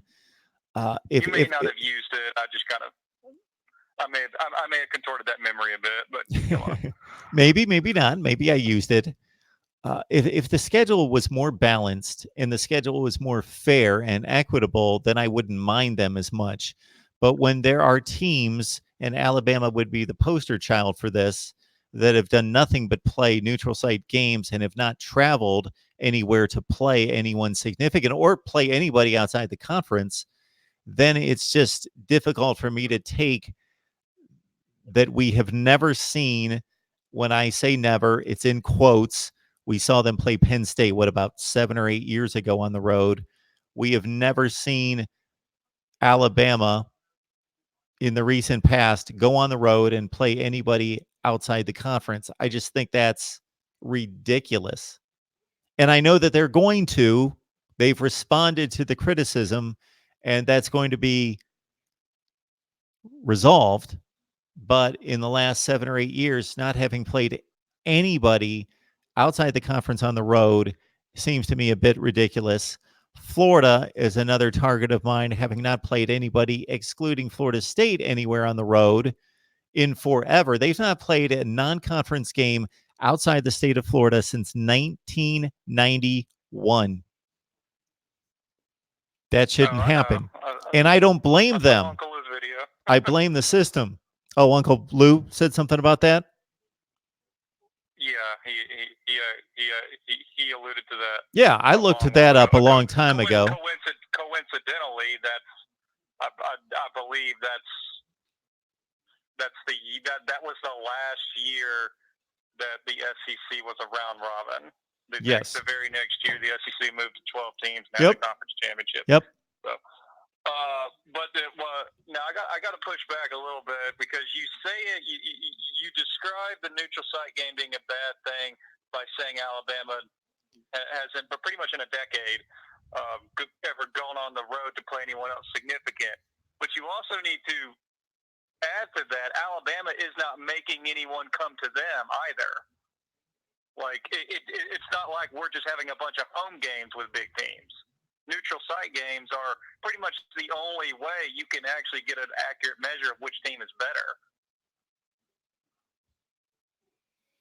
Okay, but when those games are typically played, no, let me correct myself, always played in favor of Alabama geographically, then that's difficult to take as well. They have played Wisconsin, they've played Michigan, they've played West Virginia, they've played a number of teams and forced them, or that's been the condition, to play them in Atlanta, primarily Atlanta, a few other locations, but Atlanta's been the one main place. And the journey from Tuscaloosa to Atlanta isn't necessarily daunting. No, it isn't, but the Michigan one, and I believe the USC, if I'm not mistaken, the Wisconsin one, those were all in Texas. So both teams had to get on a plane and go there. Okay.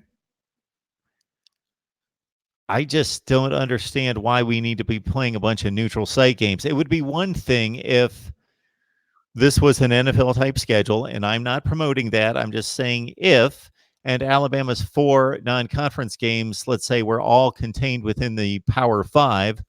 Let's say we divided the group of 5 and the Power 5, and they were playing, and I'm not going to make up some ridiculous string of games that they play Oklahoma, Ohio State, Clemson, and USC, but they play Ohio State, Cal, Kansas State, and NC State.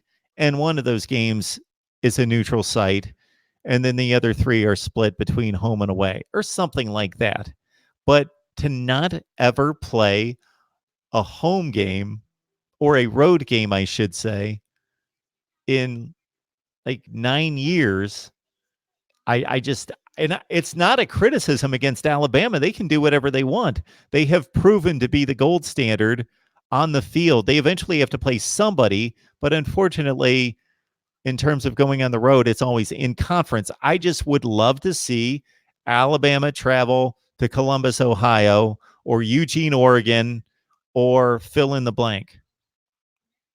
Well, and I could say the same thing of other teams.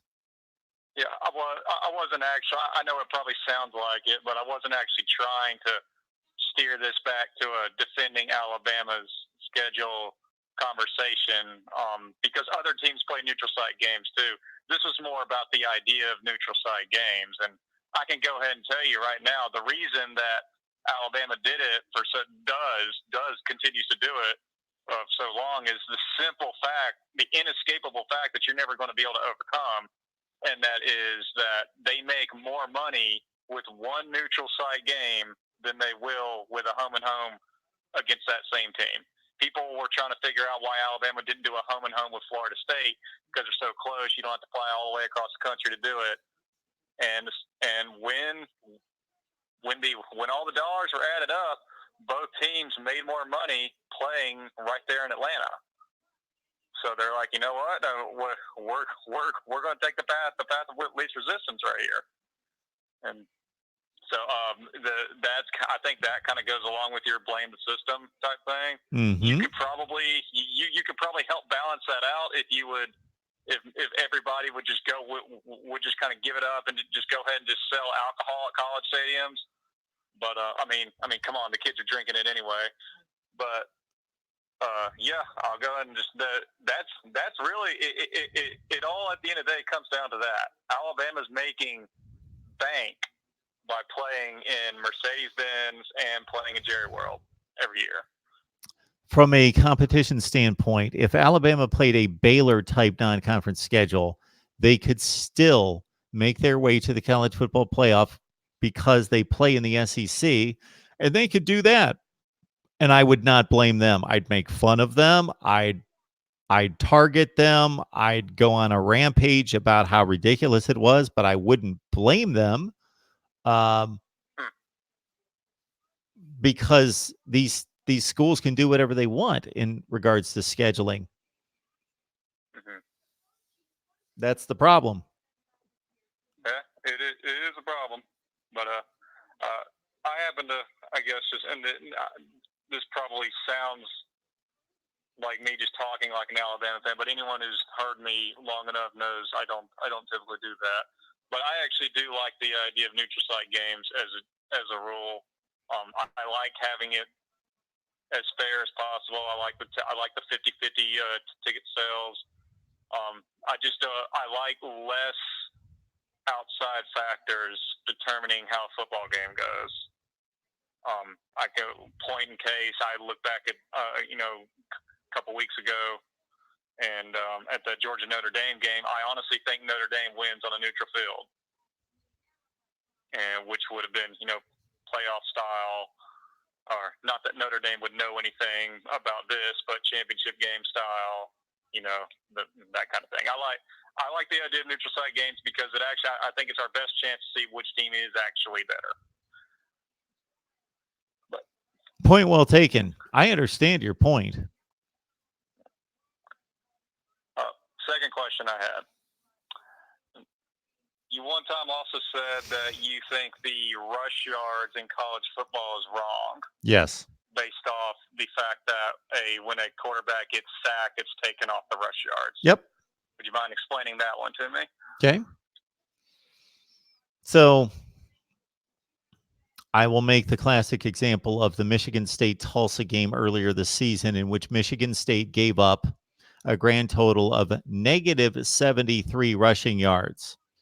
Now, if that statement was made to any football fan, not knowing what the statistical compilation involved, you would envision a series of handoffs in which running backs were tossed 8 yards behind the line of scrimmage repeatedly. And that is not a fair analysis or representation of what happened. What happened was there were like 11 sacks, and they lost maybe 100 yards in sacks, and they still had a meager rushing output, but it was probably a 25 yard rushing output in regards to attempting to run the football and gain yardage against the defense. Now, there are judgment calls that have to be made. I don't know what the NFL does. I don't know exactly when a quarterback takes off, how that's evaluated, that if it's just automatically, okay, it's a sack, then, okay, that's counted against the team. And this is what's inconsistent about NFL. This is what's inconsistent about NFL statistical compilation, is that if a quarterback is sacked, that counts against team passing yardage, but it doesn't count against that personal quarterback statistics. And rightfully so, but it makes the statistics not even make sense, because those yards are not accounted for statistically if you add up the player statistics against the team stats. So that doesn't make any sense for the NFL, but at least it's a fair representation of what actually transpired in the game. When I look at a college box score and I look at rushing yardage, I have to kind of take into consideration, and now the box scores are expanded. You get the entire defensive numbers with the tackles for loss and the sacks and so forth. So I can at least make some sort of estimation. Oh, they had 4 sacks. They probably lost about 30 to 35 yards in sacks. So, okay, maybe they didn't run for 64 yards. Maybe it was more like 90.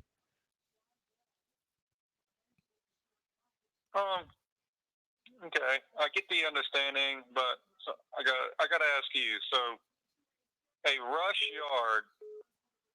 I don't know if there's an actual definition. There probably is, but essentially, a rush yard is ball traveling on the ground, right? Sure. The ball is never thrown into the air. Yep. Okay. Then I would tell you that a quarterback getting sacked, the ball traveled on the ground. It never got into the air. So technically, I think college football does it right. Technically, if a quarterback gets sacked, he snapped the ball, he goes back, the ball never got into the air. So the ball moved backwards on the ground. Technically, you're right, but it is a inconsistent or poor representation of what happened on the field in regards to judging the rush offense versus the rush defense for any particular teams playing. It's not, when you say Alabama ran for 82 yards against LSU, you're thinking, okay, you have a concept of how effective that was. Well, if they lost 110 yards in sack yardage, that is not, they almost ran for 200 yards against LSU. When they ran the football, when they called running plays to run against LSU, they racked up 200 yards of rushing yardage, but it's represented in the box score as 82 yards. So when I look at that, I think, well, man, LSU really held Alabama in check running the football, but that wasn't the case. Alabama running for 82 yards against LSU this year actually sounds pretty Maybe it accurate. will, and throw for 414. But maybe there should be, like, when they list the rush yards at the end, they should put in parentheses how much were actually carried by attempted runs or something. That would be nice. But I think if you try to move to the NFL way and just start classifying all sacks as pass yards, lost, and then split up the team and the player statistic. I honestly think that's more confusing and just kind of strange. Other people say that, well, the quarterback got sacked because he didn't get a chance to throw it. And so then I asked, well, why do you assume he was going to throw it? They're like, well, it's the NFL. The quarterbacks always throw it. I'm like, yeah, the NFL they do. In college, they don't. There's a lot more running quarterbacks in college. And maybe not quote-unquote running quarterbacks, but quarterbacks just tend to run more. At least I noticed. So I kind of like it better, but I do agree maybe there should be some sort of parentheses next to the rush yards after every game that show you how much actually were either big or long attempted runs. That would probably clear everything up a little better. I fear that we're losing an audience right now, Reasonable Gump. You and I care about such things. I don't know that anyone else cares much about the rushing statistic in college football. I kind of care a little more about it now that Alabama seems to have forgotten how to do it. Well, we'll see if that matters. Yeah. All right. That's all I got for you tonight. Go find a more entertaining caller. No. That's not my point. I always appreciate the call and always enjoy the call, man. Have a good one. Yeah. Come on, Reasonable Gump. Always love the discussion with you, but I don't know that everyone wants to hear 15 minutes on the rushing statistic in college football versus the NFL. Like, apparently people didn't want to hear me matching up the ACC against the American Conference.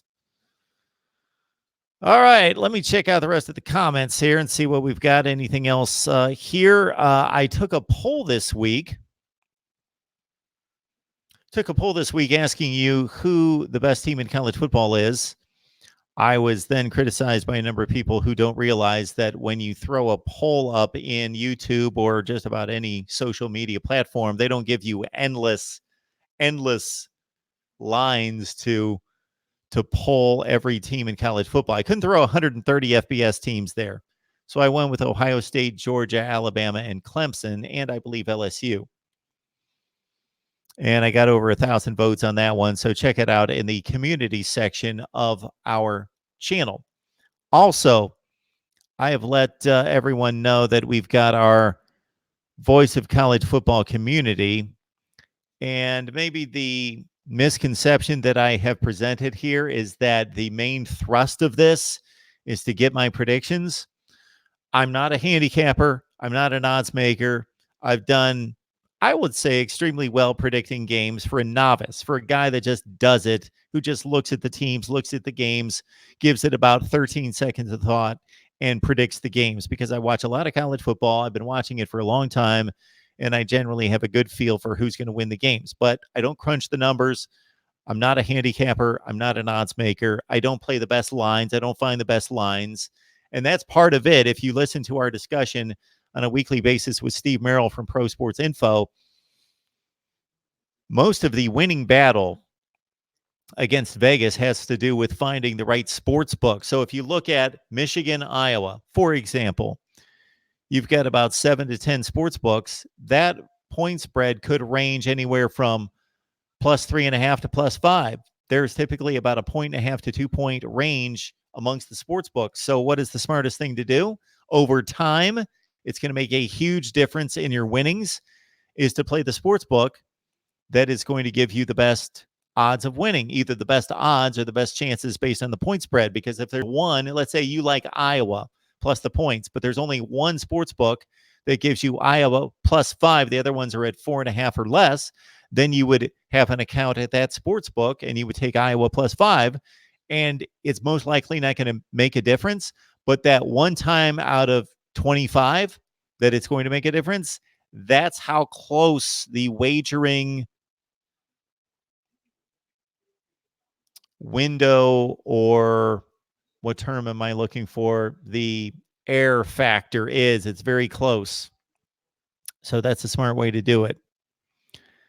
So I don't get into all of that. I would, if I cared, then I would get online on Monday, because I routinely check the lines on Thursday to Friday when I make my predictions, and I notice that there are, for example, this is just one example of many. Most of the lines move against me. So they play against my win-loss record. They hurt my win-loss record playing and predicting the games later in the week, because this is what happens typically. I'll take, for example, Oklahoma and UCLA. When the line opened, Oklahoma was a 17-point favorite. And had I seen that on Monday, I would have instantly said, grab that line. I'll take UCLA, or I'll take Oklahoma to cover the 17 against UCLA, no doubt. Well, that line ballooned to 23 or 24 by the end of the week, and therefore I was having to predict Oklahoma, UCLA with a 24-point spread.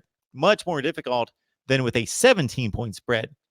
So the numbers usually work against me, so I'm predicting games on Thursday and Friday against a tougher line than I would have earlier in the week. Almost, I would say 80 to 90% of the time, the line moves against my prediction. So my prediction record could be much better if I put the time and effort into it. But I put the time and effort into doing this. So again, I don't want to emphasize the predictions, the weekly predictions as to why you should join our Voice of College Football community. I would think it would be based on you wanting to support what we do here. And number two, that we have the offer, as I outlined in the community section of my YouTube channel today, and people responded. Thank you. That we're building a community there, Voice of College Football community. And one of the offers I'm making is that you request a live stream with me. And so I'm going to accommodate one of those, one per week. We've had about 7, and you can jump online and have a conversation with me. And the way I envision this, when we have thousands on our Voice of College Football community, is we have a live stream each and every week, maybe more often than that. And I bring 3 or 4 of you on at a time, and we have just a big roundtable discussion. And it's just a good time talking college football and anything else you'd like to ask me. So that's just one offer, and I am open to recommendations and suggestions on what we should offer at our Voice of College Football community. So again, the link is below, not right this second because this is a live stream, but you can go to the description section of any of the videos and find the link, Voice of College Football community, sign up right there, and give me your recommendations and suggestions. I need your feedback on how to make this the very best channel I possibly can.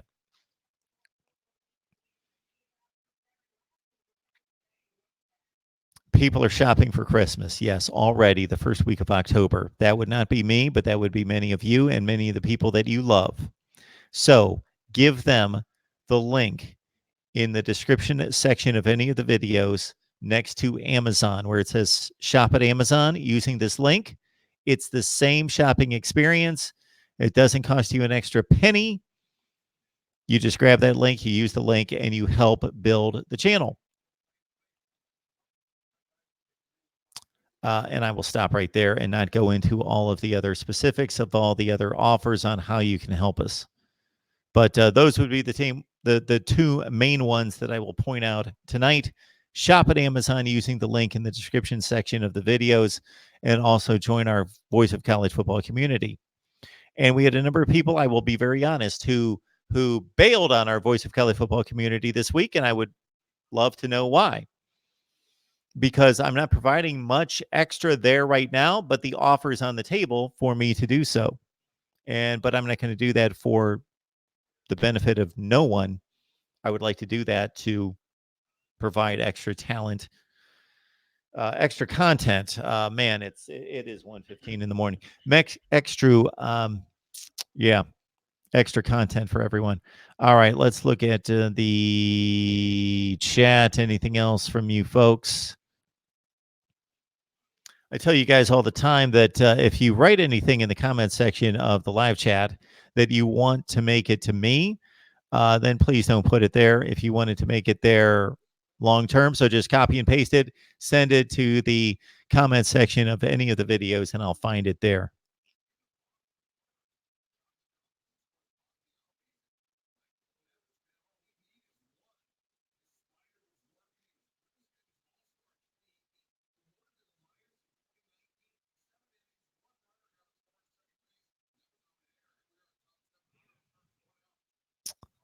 All right. That may just about be it. You guys were having a good time. Pigskin, I don't know if you're still around because I am I'm only about 4 minutes behind in the comments. So let me throw it up here. Maybe that's Pigskin right now. If not, there's the number.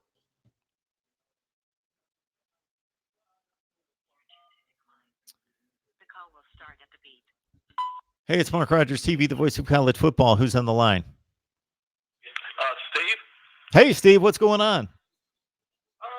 Nothing too much, man. Listen, I was going to ask a question tonight about I've been hearing a lot of negativity about Clemson, everything, but I was going to ask this question: Do the teams in the South, and like Southeastern Conference and all, do they see Clemson as maybe a threat? The way they've been winning the last 5 years or so, or maybe that they're recruiting up to their level, especially as Alabama? And I just wanted to ask that question. The short answer to your question would be absolutely yes. Yes, Clemson's a threat to the SEC. Clemson has a better program than every school in the SEC, excluding one, and there's an argument to be made there, certainly, based on the result of last year's national championship game and based on what Dabo Swinney has done over the past 5 years. Clemson would be the model program in the country right this second. It's Clemson, based on a number of factors and measurements. Best program in the country. Not by leaps and bounds. Ohio State, Georgia, Alabama in particular are right there. Those would be the other three in the argument. But Clemson, I believe, has the best program in the country. Well, especially this coming year for the 2020 class of the recruiting class. Clemson is going to be ranked number one if they continue like it is right now. Because the last couple of years, especially, Clemson has been right up there with the rankings as the same with Alabama and all that. See, but one of the things that I want to say is that getting to Alabama's schedule, I do give Georgia the credit because Georgia went out and did a home and home away with Notre Dame, and I don't see Alabama doing that. And I don't know what their schedule holds for the next couple of years, but when they bring up this question to Coach Saban, he kind of cops the attitude about it. Well, the schedule speaks for itself.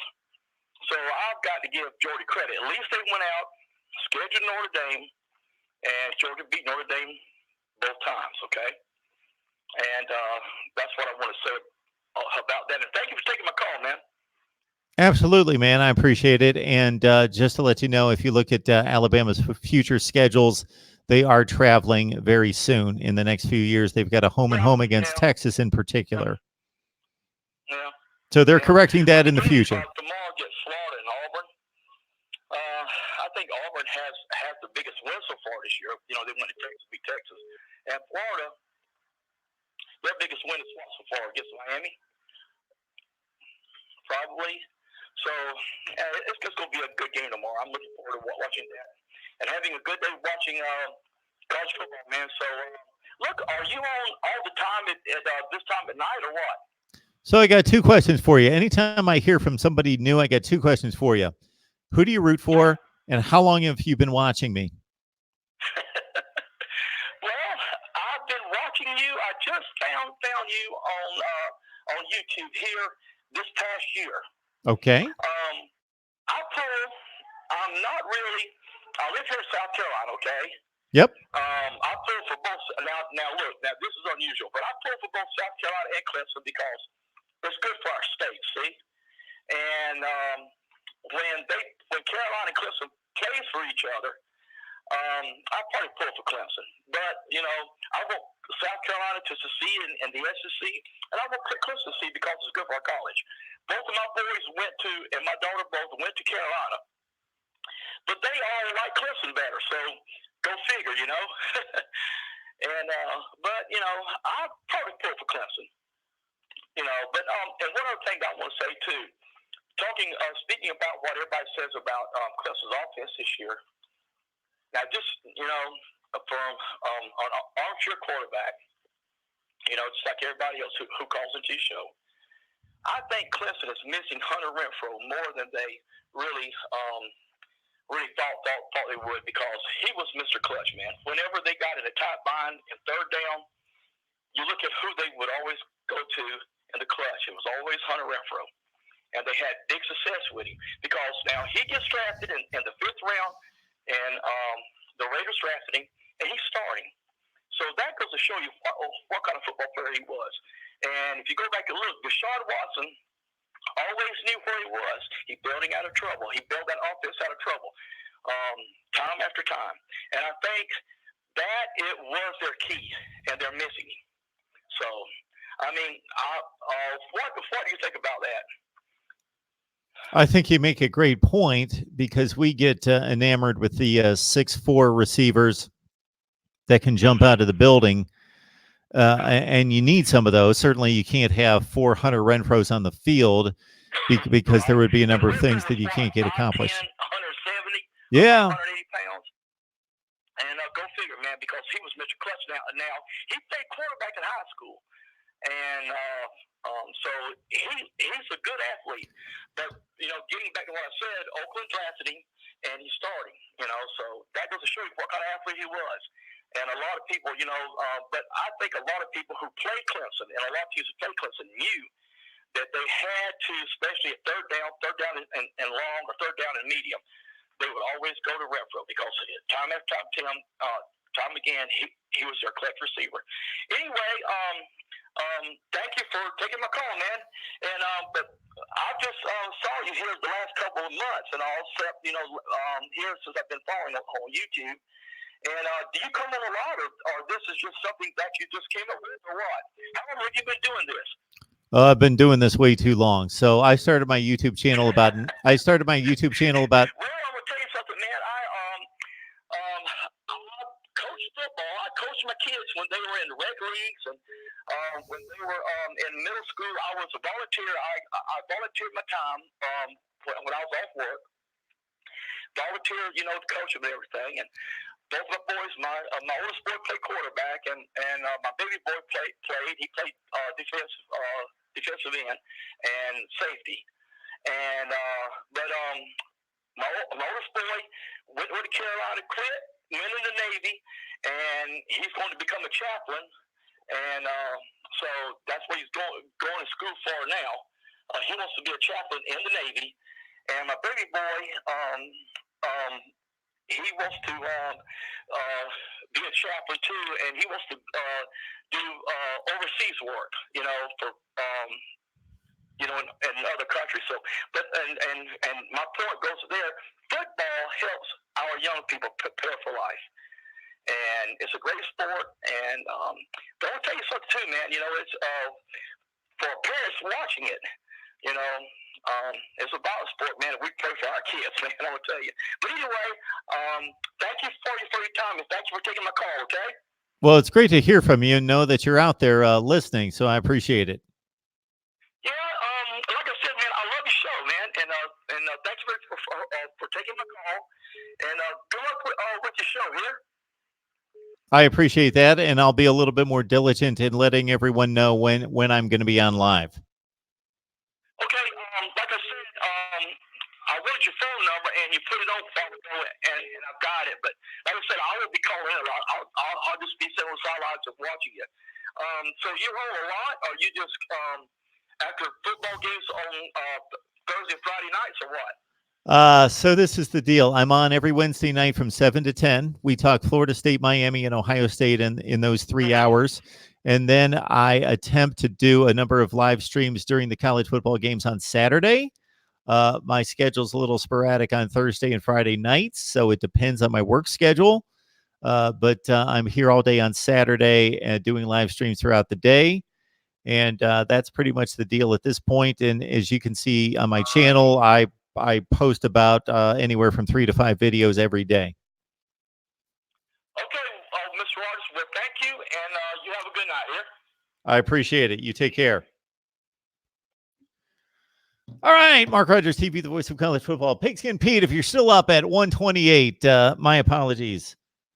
I thought maybe that was you calling, and maybe this is, or whoever it is. Certainly, I appreciate the phone call.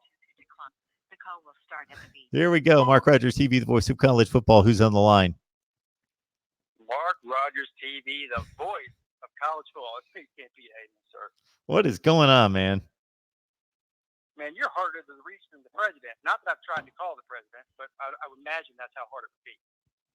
I can imagine a conversation, or maybe I would love to hear one between you and Trump. That would be something. Yeah, I'm sure that would probably get a lot of views.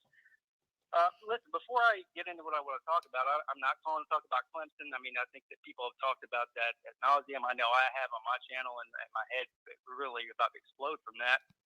But before I get into my point here, we're both doing this Bet Now contest for #SamStrong. So how are you doing in that contest, by the way?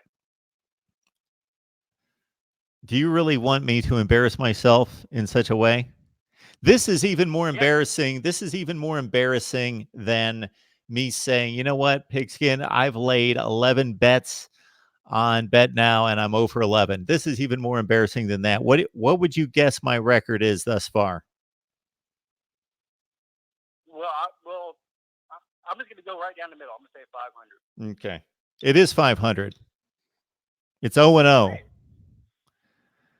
Pigskin Pete, I got to tell you, with so many things going, that is unfortunately, even though I've got a banner that I routinely put up and I mention during my live streams. So I hope I'm helping out Volunteer Roadshow in that way. It just is the very last thing, number 87 on the to-do list, and it just never crosses my mind. Well, I wish I wouldn't have asked now. It just doesn't. It's just, and when it does cross my mind, I think, oh man, it's just, I can't keep up with everything I'm trying to do at this point. So that is just way down the list. That just means I'm winning. That's all. Very good. How are you doing? I'm 14-9. Okay. Against the spread this year. Very nice. Well done. But anyway, what I'm calling to talk about is, because I'm sure you see the same thing I see. I feel like that people out there don't really understand the way that scheduling works in college football. Mm-hmm. I mean, I don't think it's really like expert math or anything as far as how to calculate this. But there's 12 games a year, right? There's 130 teams in the FBS. There's 64 teams in the Power 5, right? So no matter how you chop it up, if you're playing in eight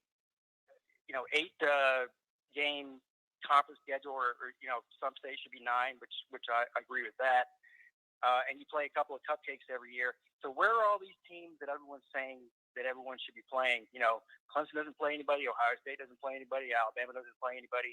I mean, is it physically possible for Clemson to play 5 top 10 teams a year? Is it physically possible for Ohio State to do that, or Alabama to do that?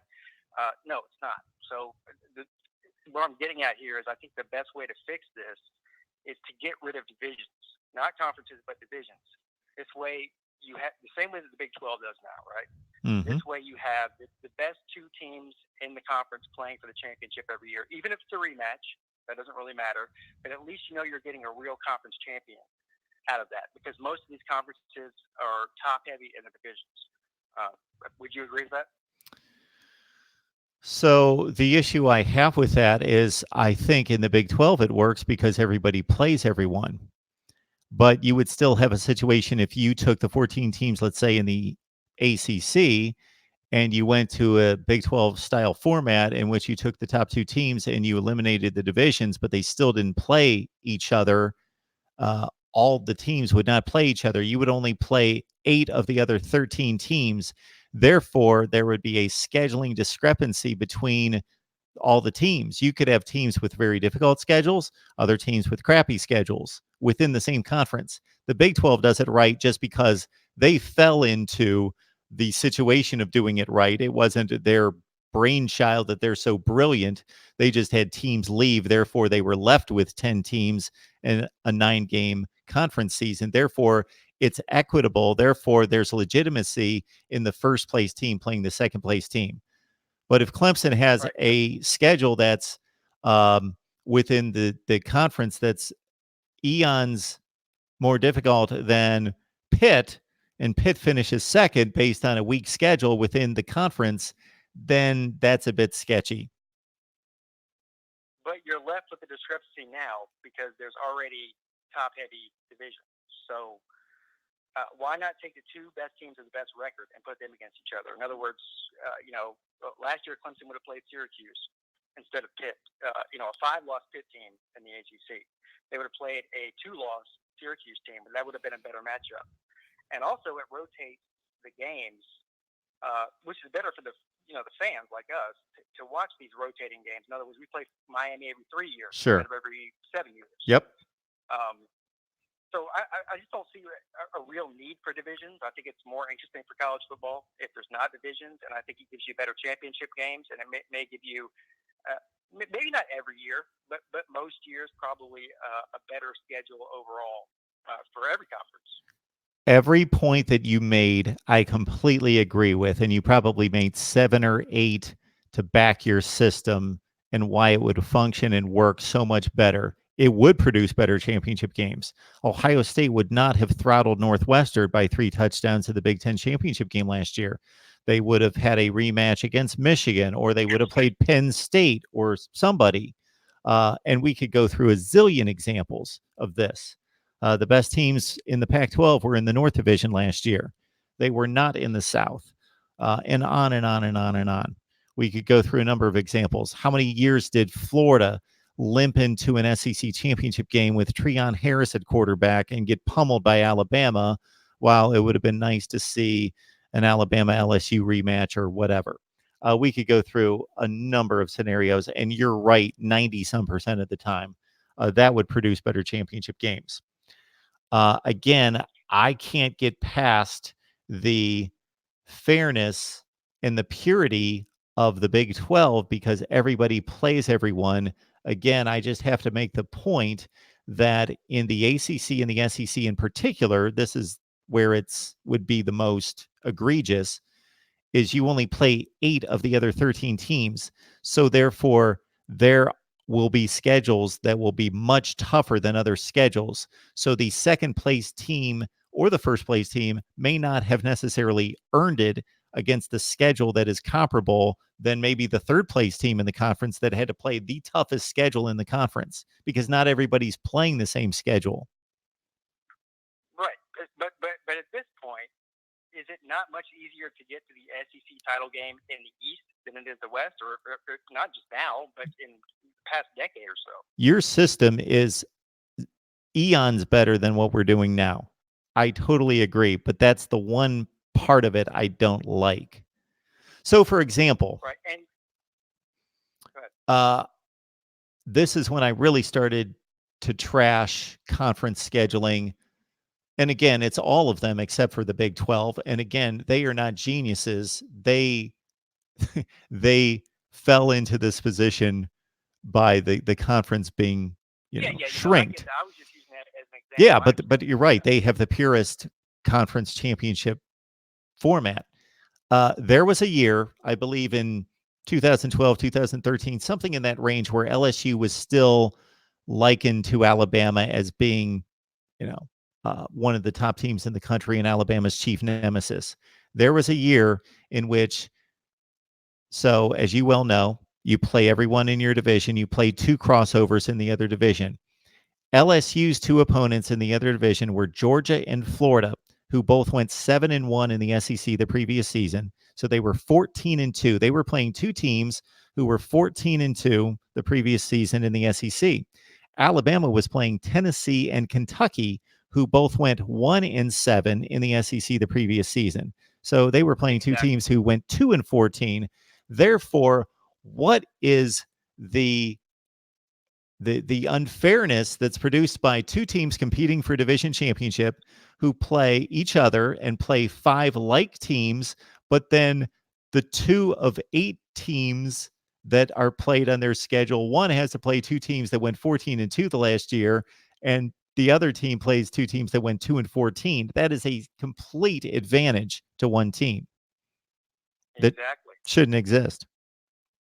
Right. And here's the second part to this, because it's not just that part of it. You know, I think getting rid of divisions would be better than the format we have now. But the other part of that is creating consistency across the board with the NCAA. So, in other words, they create a system where every conference has to play 9 conference games instead of 8. Right. So we can agree on that. I mean, I would even be for eliminating these cross-divisional rivalries they play every year. In other words, Clemson plays Georgia Tech, right? Georgia plays Absolutely. Auburn, Alabama plays Tennessee. That's ridiculous. There's really no reason for that. Well, Maybe 30 years ago, when travel was much more difficult, you could see these teams are close to each other. They play each other every year. But that's not a problem now. I mean, we go from East Coast to West Coast, and it doesn't really matter. Was the travel that much different 30 years ago? Maybe 70 years ago. Well, I'd say even 30 years ago it was probably, well, you're probably right about that, but it's definitely easier now than it's ever been, right? So, Pigskin, I give you the floor. You finish your point. I'm sorry for interrupting, and then I'm going to tell you what my scheduling system looks like. All right. So, 9 conference games across the board. Everybody has to do it. If you don't do it, you can't get to college football playoffs. Eliminate divisions. Rotate the schedules within the conferences every single year. You're not allowed to schedule more than one FCS team, or if you really want to get technical with it, maybe no FCS teams. You can schedule a non-Power 5 team if you want, but no FCS teams. All the teams, because this is the biggest argument we hear, right? So these little schools, they need all the money. They can't survive without the big school games that they play. All right, fine. Everybody in the Power 5 put $1 million in the pot and they divvied up against the smaller schools. You don't actually have to play the game for them to get that money. And they would actually generate more revenue and get more TV revenue from not playing those games because nobody's watching Citadel play Clemson anyways, right? And at the end of the day, you take the 2 best teams in the conference, you play for the championship games, and if you expand the playoffs to 6 or 8 games, you make it a prerequisite that you have to win your conference to get in. And then, it's not a perfect system, but it's certainly better than what we have now. Okay, I love your system again. I think we still have an issue with the number of teams in each conference and there being a scheduling fairness discrepancy between the strength of schedules within the conference. So what I have proposed doing in terms of non-conference scheduling is that everybody goes to, as you suggested, a 9-game conference schedule. Therefore, we've got 3 non-conference games. I would allow everybody in the FBS, and let's focus on the Power 5, allowing everybody in the Power 5 to go schedule one of its 3 non-conference games. Go out, schedule whoever you want. Go schedule an FBS, an FCS, whoever you want. We are going to control, our committee is going to control the other 2 games. And we are going to control it this way. We are going to guarantee that everybody is going to play 2 teams whose composite conference record from the year before is 500. Therefore, theoretically, everybody's going to play the same schedule or the same power schedule, the same strength of schedule. So, for example, Clemson. Let's say we keep the South Carolina game, and they went 5-3 in the SEC last year. But we're going to have 9 conference games. Let's say they went 4-5 in the SEC last year. We're going to have to go find a team, and I've worked all this out in a practical sense. We're going to have to go find a matchup for Clemson in playing a team that went 5-4 in their conference the previous season. So their composite schedule in the Power 5 is 9-9, just like everybody else in the country. And so everybody has an equal, theoretically, teams get better and get worse. You can't control that. But the committee would kind of foresee, okay, Syracuse was really good last year. They're not going to be as good this year, but it's still going to work the metrics into our formula, but we're going to balance that out because we don't expect Syracuse to be quite as good this year as they were last year. So that's going to be taken into consideration, and that's where my committee comes into play. But they're going to still have to hit the parameter that everybody plays 2 teams that had a composite 9-9 conference record the previous season. Therefore, the non-conference scheduling is equitable. that makes sense, except for the fact that you're banking on the fact that they're going to do scheduling in that short of a time period. Why can't they? The NFL does it. Major League Baseball, those schedules are much more complicated than college football schedules. Scheduling 2 games. Yeah, well, first of all, I'm not disagreeing with you at all. I'm just saying that that's the argument that's going to be made. Is that because these games? I mean, listen, Clemson with Texas A&M and Auburn, we're scheduled to play Notre Dame in 30-36, Mm-hmm. and Georgia in 30-38 or something like that. So they've already got these games scheduled out. So basically, they would have to wipe all that clean. They'd have to wipe every schedule clean for the rest of the next 40 years, which, like you said, is not undoable, but it's not going to happen. And then think about this, Pigskin. Pick a date, May 1st. May 1st is the announcement of the college football schedule. It would be almost like another holiday during the off season. There would be an unveiling of this is, just like you see watching all the major networks, there's a big deal made out of the release of the NFL schedule. When anybody who has half a brain who watches the NFL, including the two of us, can pretty much slot the 12 or 13 out of the 16 games for every team in the NFL because we know how the format is. So it's not that big a deal, where this would be a grand unveiling, let's say every May 1st of boom, here's the 2019 college football schedule, and they would be a big deal. Well, I agree with you, but the NFL is 32 teams. Much easier to schedule that than it is 130 teams, or more when you include the FCS, if they're included as well. So, I mean, the logistics as far as traveling for college teams over a 20-year period is much more difficult than NFL teams is over a 1-year period. The Major League Baseball season's basically over on November 1st, and they release a schedule, I don't know, 2 months later. It's a lot more complicated. Well, you're making too much sense, and that does not work. So that's my thought on non-conference scheduling. My thought on conference scheduling would be that, let's take the ACC, for example. If we stayed in the division format, I would strip away all the quote-unquote rivalries that don't make sense. So to me, I have no issue with Alabama crossing over to play Tennessee and Georgia and Auburn because those are well-established rivalries. North Carolina State, Florida State, Miami. But the other teams don't have rivalry. Mississippi State and Kentucky don't have to play every year. Boston College and Virginia Tech play every year just because they don't have any teams left. And so, well, they're the two left. So Virginia Tech and Boston College is suddenly a rivalry. No, those don't have to be played. But keep the ones that make sense, that are tradition-based. I have no issue with that. And again, I've worked this out. And then just, again, match up teams. So let's say we keep the Clemson Georgia Tech rivalry intact, and Georgia Tech. Not to, but okay. Okay, well, we're going to keep Miami and Florida State. Yeah, I wouldn't as a Clemson fan either, even though it's a gimme win. We'll keep Florida State, Miami. So we're working on the Florida State schedule. Miami went 5-3 in the ACC last year. Well, let's go find a 3-5 team, and it doesn't match up perfectly. I've worked through it, but you can come within a game. And you find another team that's going to balance that. If you stay with the 8-game format, that balances how good the one team that they have to play is. And so Auburn, in particular, that has to play Georgia every year, that's a disadvantage for them. Over Alabama always has to play Tennessee. There's a head-to-head disadvantage for Auburn against Alabama right out of the gate, and has been for years, that Alabama gets a layup against Tennessee every year.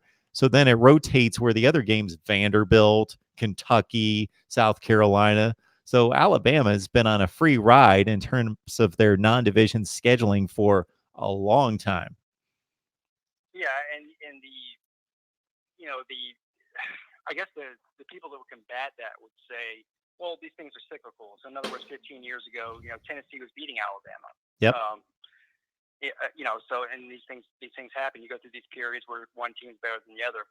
But I'm with you, and I just don't understand. You know, we haven't had these divisions. What year did that come into effect? For the I wanna SEC, say it was 1992 for the SEC. okay. For the And what about ACC, well, for the Big Ten, it would have been 2011.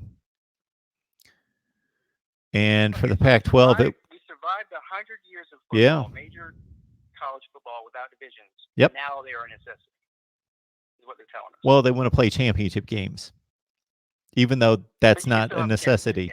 Yep, you can. Yeah, but you can still have the championship game. Yep, you certainly can. Yeah. All right. Well, I mean, since Clemson hasn't played anybody, Ohio State hadn't played anybody, and really the only thing that matters is, you know, how hard your schedule is. So we'll just take who are the top 4 teams in the country right now after week 5 that have the toughest schedules. So we'll put South Carolina, Georgia, Auburn, and LSU. We'll just maybe Texas A&M. They might be an outlier. Yep. We'll put those guys in the playoffs. We won't play any more football, and let's go ahead and get to the playoffs right now. We'll move on with our lives till next year. Yeah, Texas A&M's lost 2 games, but they played a really tough schedule. Put them in. Oh, yeah. Yeah, put them in. They must be good enough. They might win. They might win the championship, man. You never know. They couldn't score a meaningful touchdown against Clemson, but they played a tough schedule. And you know, Arkansas is a tough out, too. Yeah, and by the time this season's over, Rutgers is going to have a tough schedule, having played Ohio State, Michigan, Michigan State, Penn State, and whoever else they have to play in the Big Ten. So toss them in. Anyway, thanks for your time. I know it's late, and you know, I just thought I'd educate some of your viewers on the way scheduling works, since they think that you know, scheduling, you know, how tough your schedule is after 5 weeks is the only thing that matters in football. So that's what we aim to do here, is educate. So thanks for helping me out. All right, man. All right, Pigskin. Thanks. Take care, man. Appreciate it. Pigskin Pete doing a fine job on his channel, so check him out, Pigskin Pete on YouTube. This, of course, Mark Rogers TV, the voice of college football. I am not going to look at any more comments or take any more calls. I'm going to call it a night. But I remind you that if you left any comments or questions in the live chat that you want me to see, just copy and paste them. Leave them in the comment section of any video, and we'll get to them. We went crazy on week 6. If you're going to watch any more videos before you watch the games tomorrow, please check out what we've got available. All the big matchups on week 6 we have addressed. Right here at Mark Rogers TV, the voice of college football. Like, comment, share, and subscribe. We will see you tomorrow. I will most likely go live after the noon games. I will send out a notification. That's one reason you need to subscribe. I will send out the notification to let you know when I am going live tomorrow. Thanks so much. I see, again, every time I go live, I see new people, new handles on here. I would love to know who you root for and how long you've been watching, but I appreciate everybody who's new. I appreciate the old timers as well. And enjoy your college football Saturday, and we will see you soon.